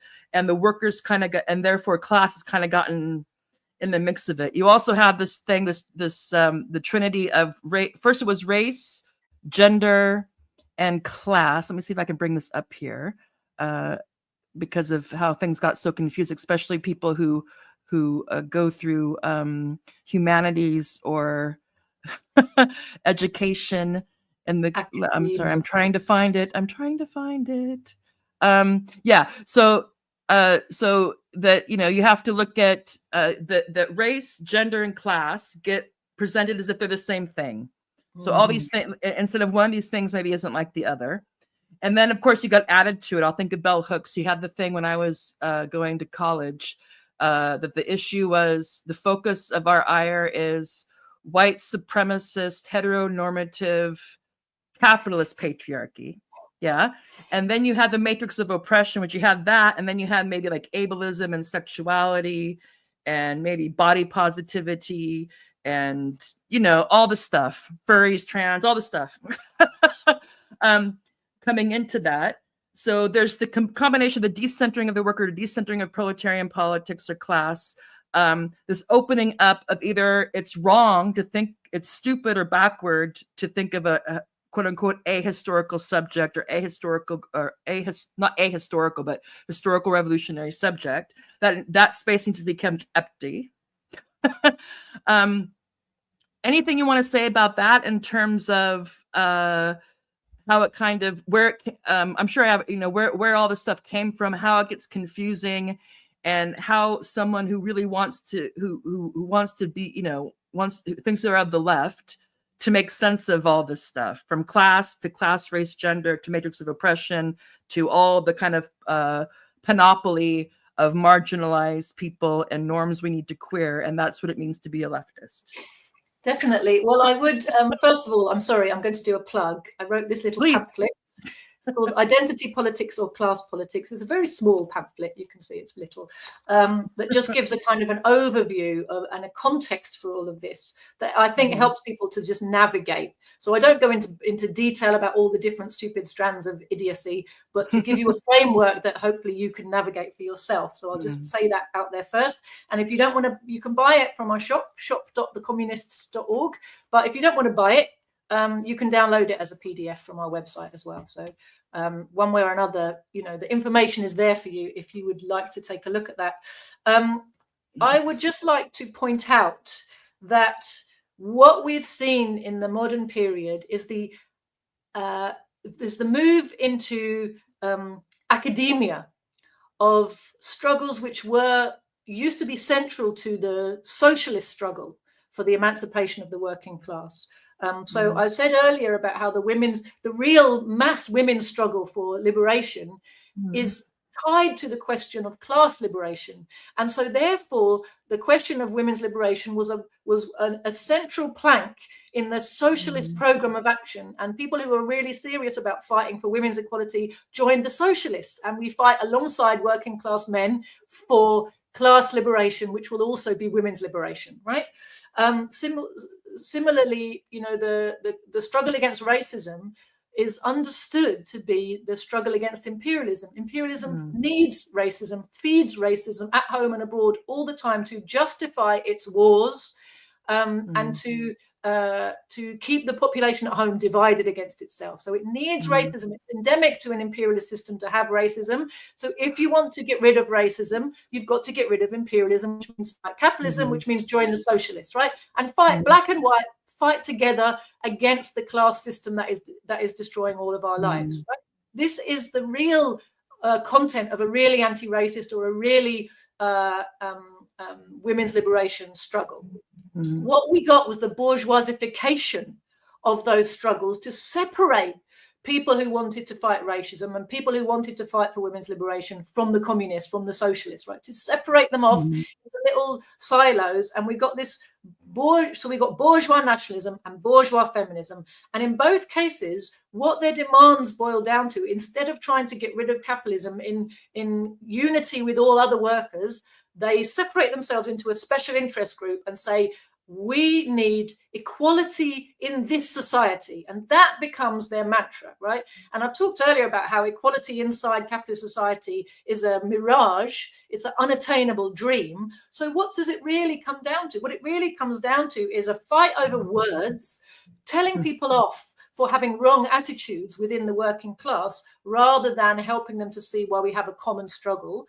And it's a demand for better off, more educated Black people or better off, more educated women to have access to the highest echelons of careers in the present system. And that's what equality looks like, right? And, you know, this has been a hijacking of our struggle, essentially, and turning it into something completely different. And this is why I do not identify at all as a feminist, right? I am a working class politician, in the sense of, I do working class politics, and the working class politics for women, the battle for women's emancipation is a socialist battle. I'm going to also do a plug for this book from our party, which Marxism and the Emancipation of Women. Yes. Yeah. And this documents by women comrades who came a generation before me, and who founded our party, their struggles in the women's movement when it was a truly mass movement, and they were fighting these bourgeois trends. And ultimately, they were not successful because they were a small group, and they were overwhelmed by all the people who were peddling bourgeois nonsense into the movement. Massive working class women who had been mobilized into the women's movement were demobilized by all the crap that was like, burn your bra, kick the oppressor out of your bed. That was literally one of their wait a minute. Have you seen this stuff by the new thing, Abolish the Family? Right. So all of this nonsense, of course, turned the working families are bad, especially those men folk. So the working class women actually wanted to better their conditions as working class women, and the direction that the movement was going in alienated them, and they were basically demobilized. And the movement became one of petty bourgeois feminists who basically went into academia, Germaine Greer types, right? And just on that, because and I know we're wrapping up as we speak, Joti. But this fits into the Your Party and Zara Sultana, when she proudly said that there's no room for quote unquote social conservatism in a socialist party. So it's not enough just to be tolerant of whatever. You have to be super excited and about every niche sexuality, every curiosity that used to be private that's now made into an identity. You have to be super, super excited about that, or F off, socialism is not for you. And I wanted to ask you about this. And again, I think for most people and for myself, it's easy to plot people's cultural the cultural stuff, and then be like, oh, that's left or right. But when it gets into what we've been talking about, when you've been dealing with, in your, and the tradition, then it gets a bit more complicated or obscured, and or this kind of stuff obscures it, and you would say quite by design. Oh, yeah. So what would you say? Is it possible to be conservative, to not be super excited about furry, polyamorous, abolish the family types, or is no room for you in the Communist Party? Of course it's possible. In fact, there's a beautiful quote from Lenin in my little pamphlet where he talks about, and he tells off Clara Zetkin and some other German revolutionaries from about 1918, and says this obsession with sex, he basically says, look, it's putting the cart before the horse. It's a ridiculous thing for a proletarian party to be engaging in when there's actual revolution happening on your doorstep. You've got much more important things to be doing. These are questions for the future, the questions of how will the family resolve itself? How will our relationships resolve themselves? First, you've got to get liberated and then find out how they resolve themselves, right? Now, when it comes to socialist demands, the platform of the Socialist Party, the Communist Party, the party that is trying to help the working class achieve its liberation and build socialism, our core platform is about how do we unite people around the most important demands of the working class. Now, to abolish racism and therefore abolish imperialism, to abolish the oppression of women and therefore class society, these are foundational planks of a Communist Party program. But every prejudice that's held in a society, every little marginalized group or people that feels that there's something, every kink, good Lord, sorry. That's not even a marginalized group. That's just a sexual preference. It's got nothing to do with your economic status in society. No. And frankly, it's not something that anybody needs to bloody well know about. The idea that talking about your sexual I'm trying to think of the right proclivities, Yeah, is enjoyments. is something interesting to other people or liberating to yourself. It's utter nonsense, and it's the epitome of individualism, isn't it? We are trying to wage a class struggle to abolish capitalist production relations and instill socialist ones, right? The planned economy. And so the demands of our program are things which will further this aim and unite the working class around this program. We are against workers being discriminated against for any reason, whether it's to do with they're old or disabled or whatever, but that doesn't make it the central plank of our program for the pure reason that you can solve those problems inside capitalist production relations. You can, for example, look what's happened. This society used to be massively homophobic, right? There were lots of laws and prejudice against gay people. Nevertheless, there were plenty of gay people in high positions of power, right? But they had to be hypocritical, and it was, you know, they were officially it was kind of banned and all the rest of it. Those laws have all been overturned. Gay people have got the right to get married, the right to adopt children, all kinds of things. Did that stop capitalism? No. So therefore, gay rights are not a central plank of a Marxist program. Oh, they're a great market, yeah. It doesn't change the relations of this society. If our job is to change the relations of society, we have to focus our program on what's going to do that.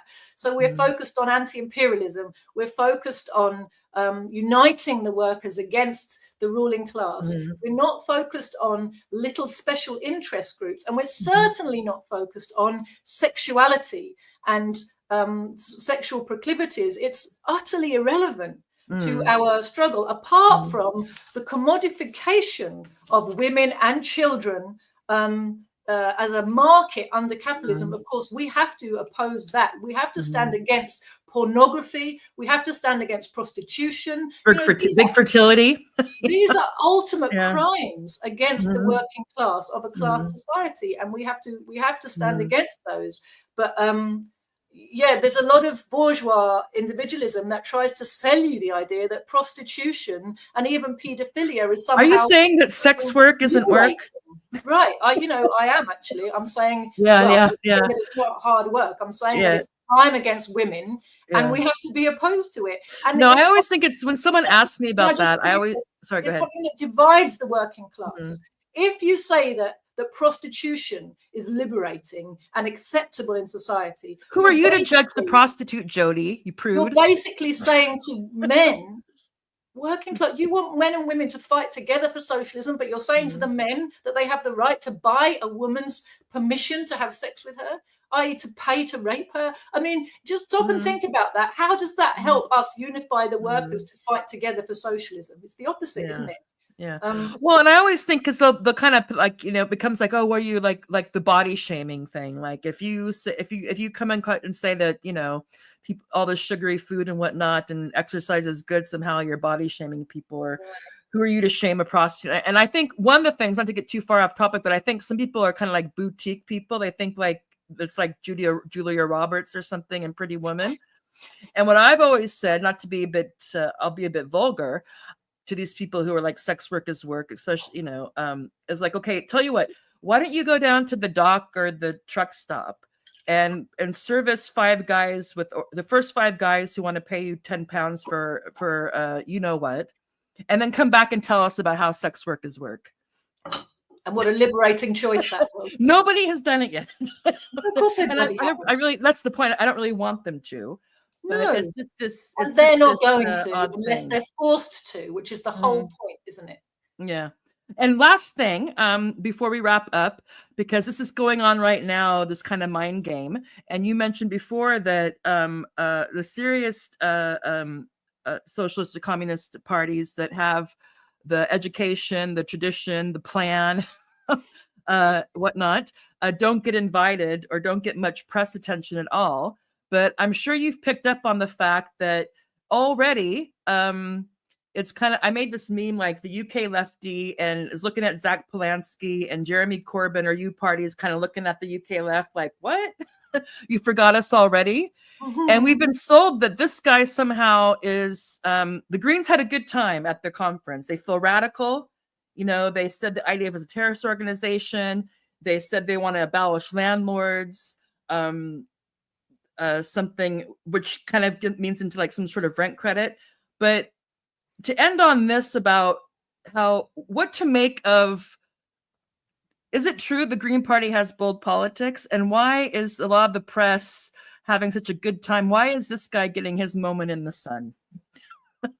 Well, it absolutely isn't true, is it? I mean, fundamentally, whenever the Green Party takes a really radical turn, and when it was first founded, it presented itself as being radical and far left of Labour. The roots of its politics are in anarchism, they're in Prudhonism. Fundamentally, they're in capitalism with kinder characteristics. And it's just a circus to keep people busy. That's why the ruling class will regularly wrap it up and throw it at you as, oh, you're looking for alternatives. Here's one. And look, the man in front, it looks quite pretty, doesn't he? So that helps. You know, he's good in a suit. He makes a nice speech. Oh, he said abolish landlords. Well, great. Yes, I'm in favour of abolishing landlords and all rentiers and all owners of capital. How are we going to do that then?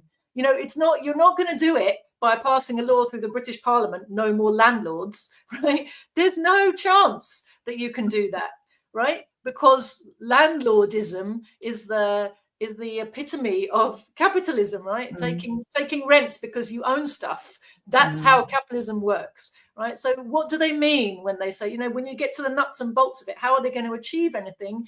Their program is unachievable within the terms they've set for themselves. And if you wanted to achieve any of the good things these people say they stand for, you've got to go root and branch and abolish the system, which of course they do not stand for. And the Green Party, let's not forget, the Green Party in England and Wales, at least, I'm not sure about Scotland, supports the Ukraine war and came out. Oh yeah, he's for NATO. Yeah, he likes NATO.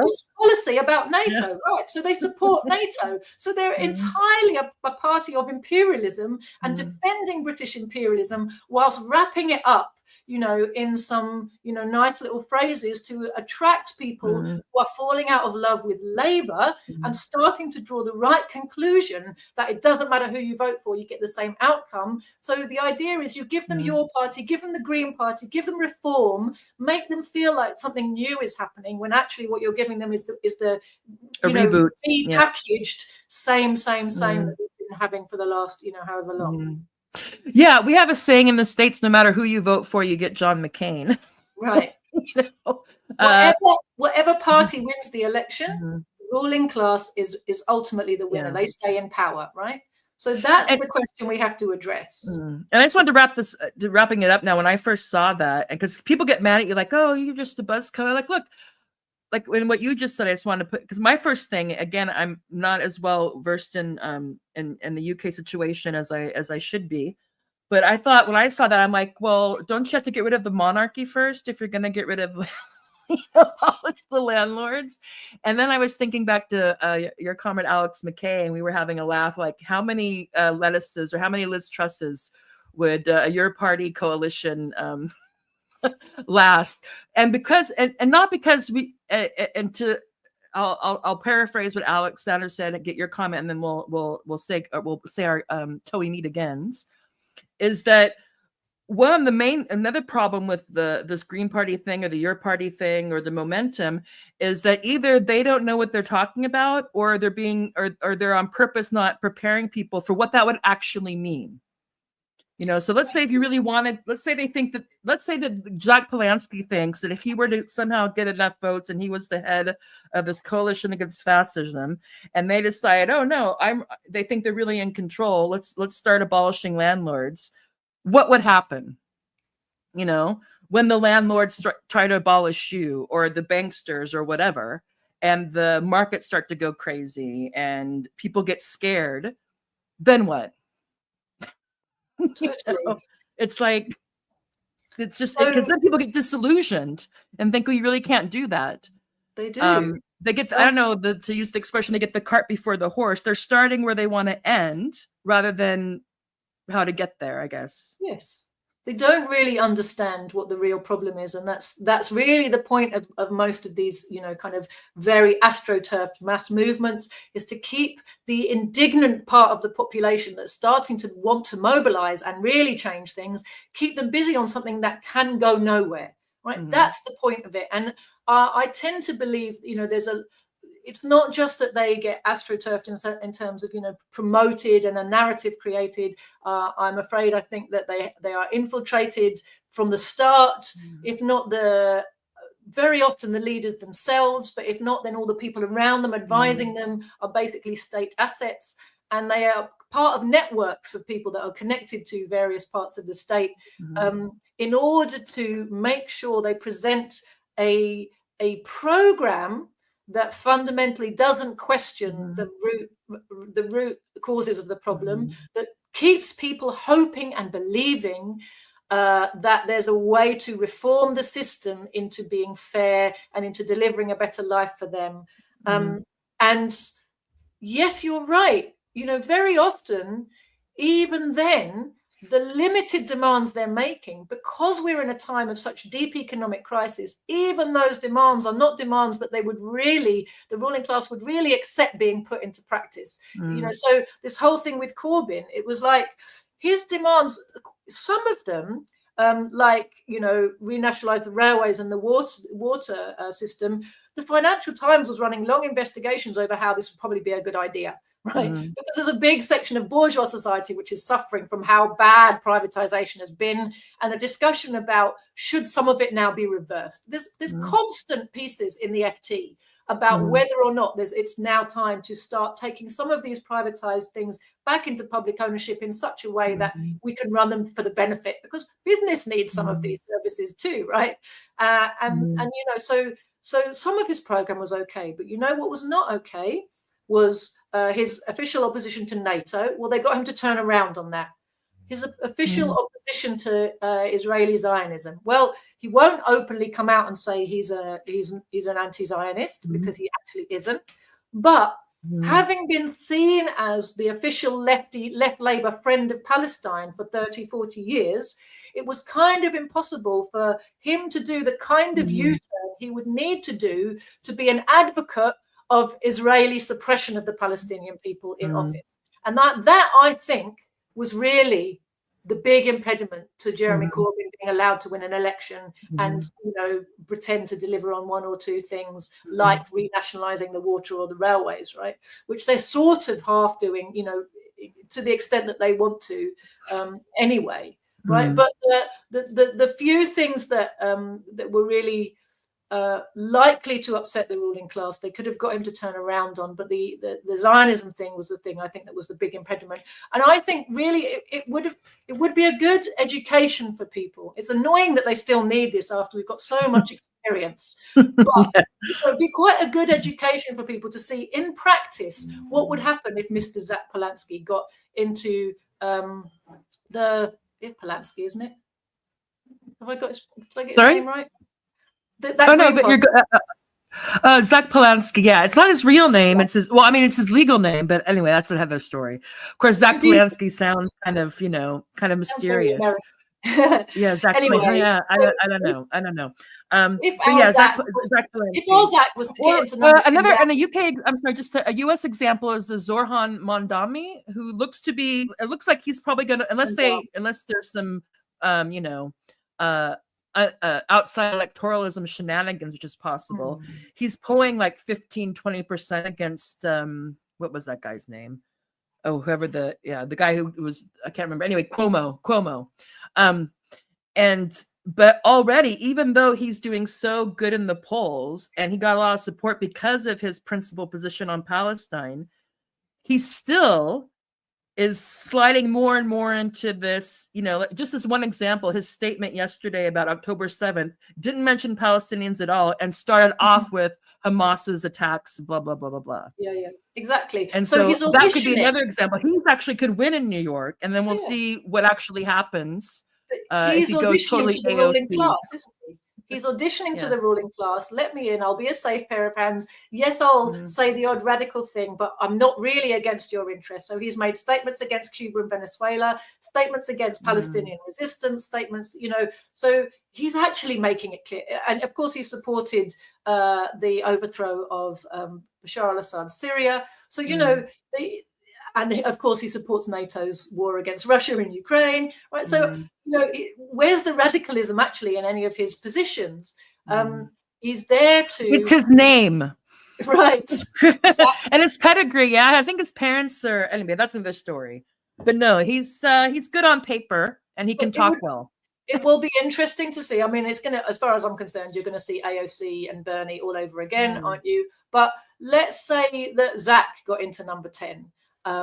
With the Green Party majority, right? Which is never going to happen. But let's dream big. Let's dream big. A parliamentary supermajority for the Green Party, and Zach it's a green wave.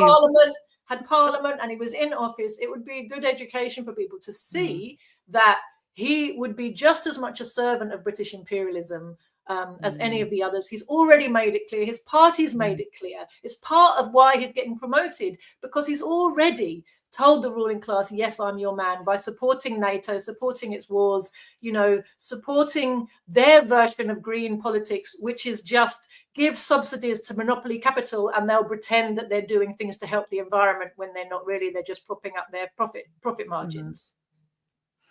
Yeah. And on that note, I think we've covered a lot about clarifying why the left-right binary or spectrum is problematic, because it tends to be the left wing of liberalism and the right wing of liberalism, where left bourgeois, white bourgeois, even though in the parlance of it, especially in the United States at this time, and maybe also in the UK, it's like anything that's not Republican is far left, which is like, Schumacher and Pelosi, Biden, so these crazy lefties.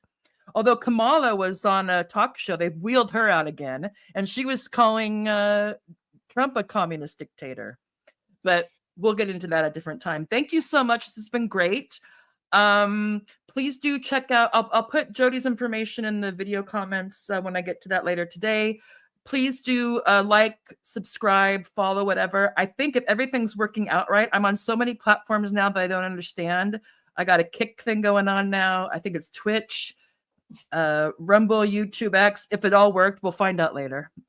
But please do like, follow, subscribe. We'll definitely have Joti back, or I'll try to get her back as soon as I can. I know she's in demand, as you can tell by listening to her. She knows her stuff. Please do check out thecommunist.org. On X, it's X. I'll let you say it. It's X at Joti to Gaza. Joti to Gaza with a number 2, yeah. With a number 2 and all small letters, but I'll have that in the thing. Do check out her latest 2 podcasts with Julian Vigo on Savage Minds. And are you doing the weekly thing? Is it a weekly thing with you and Garland? It kind of goes up and down depending on how busy I am, but in general, I'm with him on a Tuesday. It's like an imperialist report, yeah? And the last thing I want to say, because I forgot to mention it, and then I'm really going to let you go. Of course, I can't. You could leave on your own. Is that we mentioned how imperialism is a lot of, for both the UK and the United States, but not just them, but we use those 2 as examples. One of their main exports is capital overseas, and they want to get a return on that. You have to understand that to also understand the foreign policy, the military policy, all this type of stuff. But why that also matters in terms of the workers of the world unite is that all that capital that could be reinvested or kept within the national boundaries or whatever regional boundaries gets taken out and put off everywhere. And then the people in power, again, what we alluded to, they get a lot of great tax policies from when they quote unquote repatriate, because they want that capital moving. So a lot of that is also why over time, even though it doesn't get discussed about this a lot from the quote unquote left or alternative media or the media, is that's why you have such a steady decline of living standards and deindustrialization, all of that. I wanted to make sure that we connected that before we leave, that that there's a connection between the conditions in a lot of places in the imperial core, for lack of a better word, with all the capital that's getting invested or distributed all over the place for the best returns. Totally. And, Britain being the first country of industrial capitalism was the first to begin the process of deindustrializing via the export of capital. So export of capital is the key economic indicator of an imperialist economy, that they stop exporting manufactured goods to the world and they start just exporting capital to bring back profits. So they've built a machinery for sucking the wealth out of the world. But simultaneously, while they're doing that, they are exporting all the manufacturing jobs. So increasingly, and because that started in Britain in the 19th century, right, this process has been going on for like 150 years.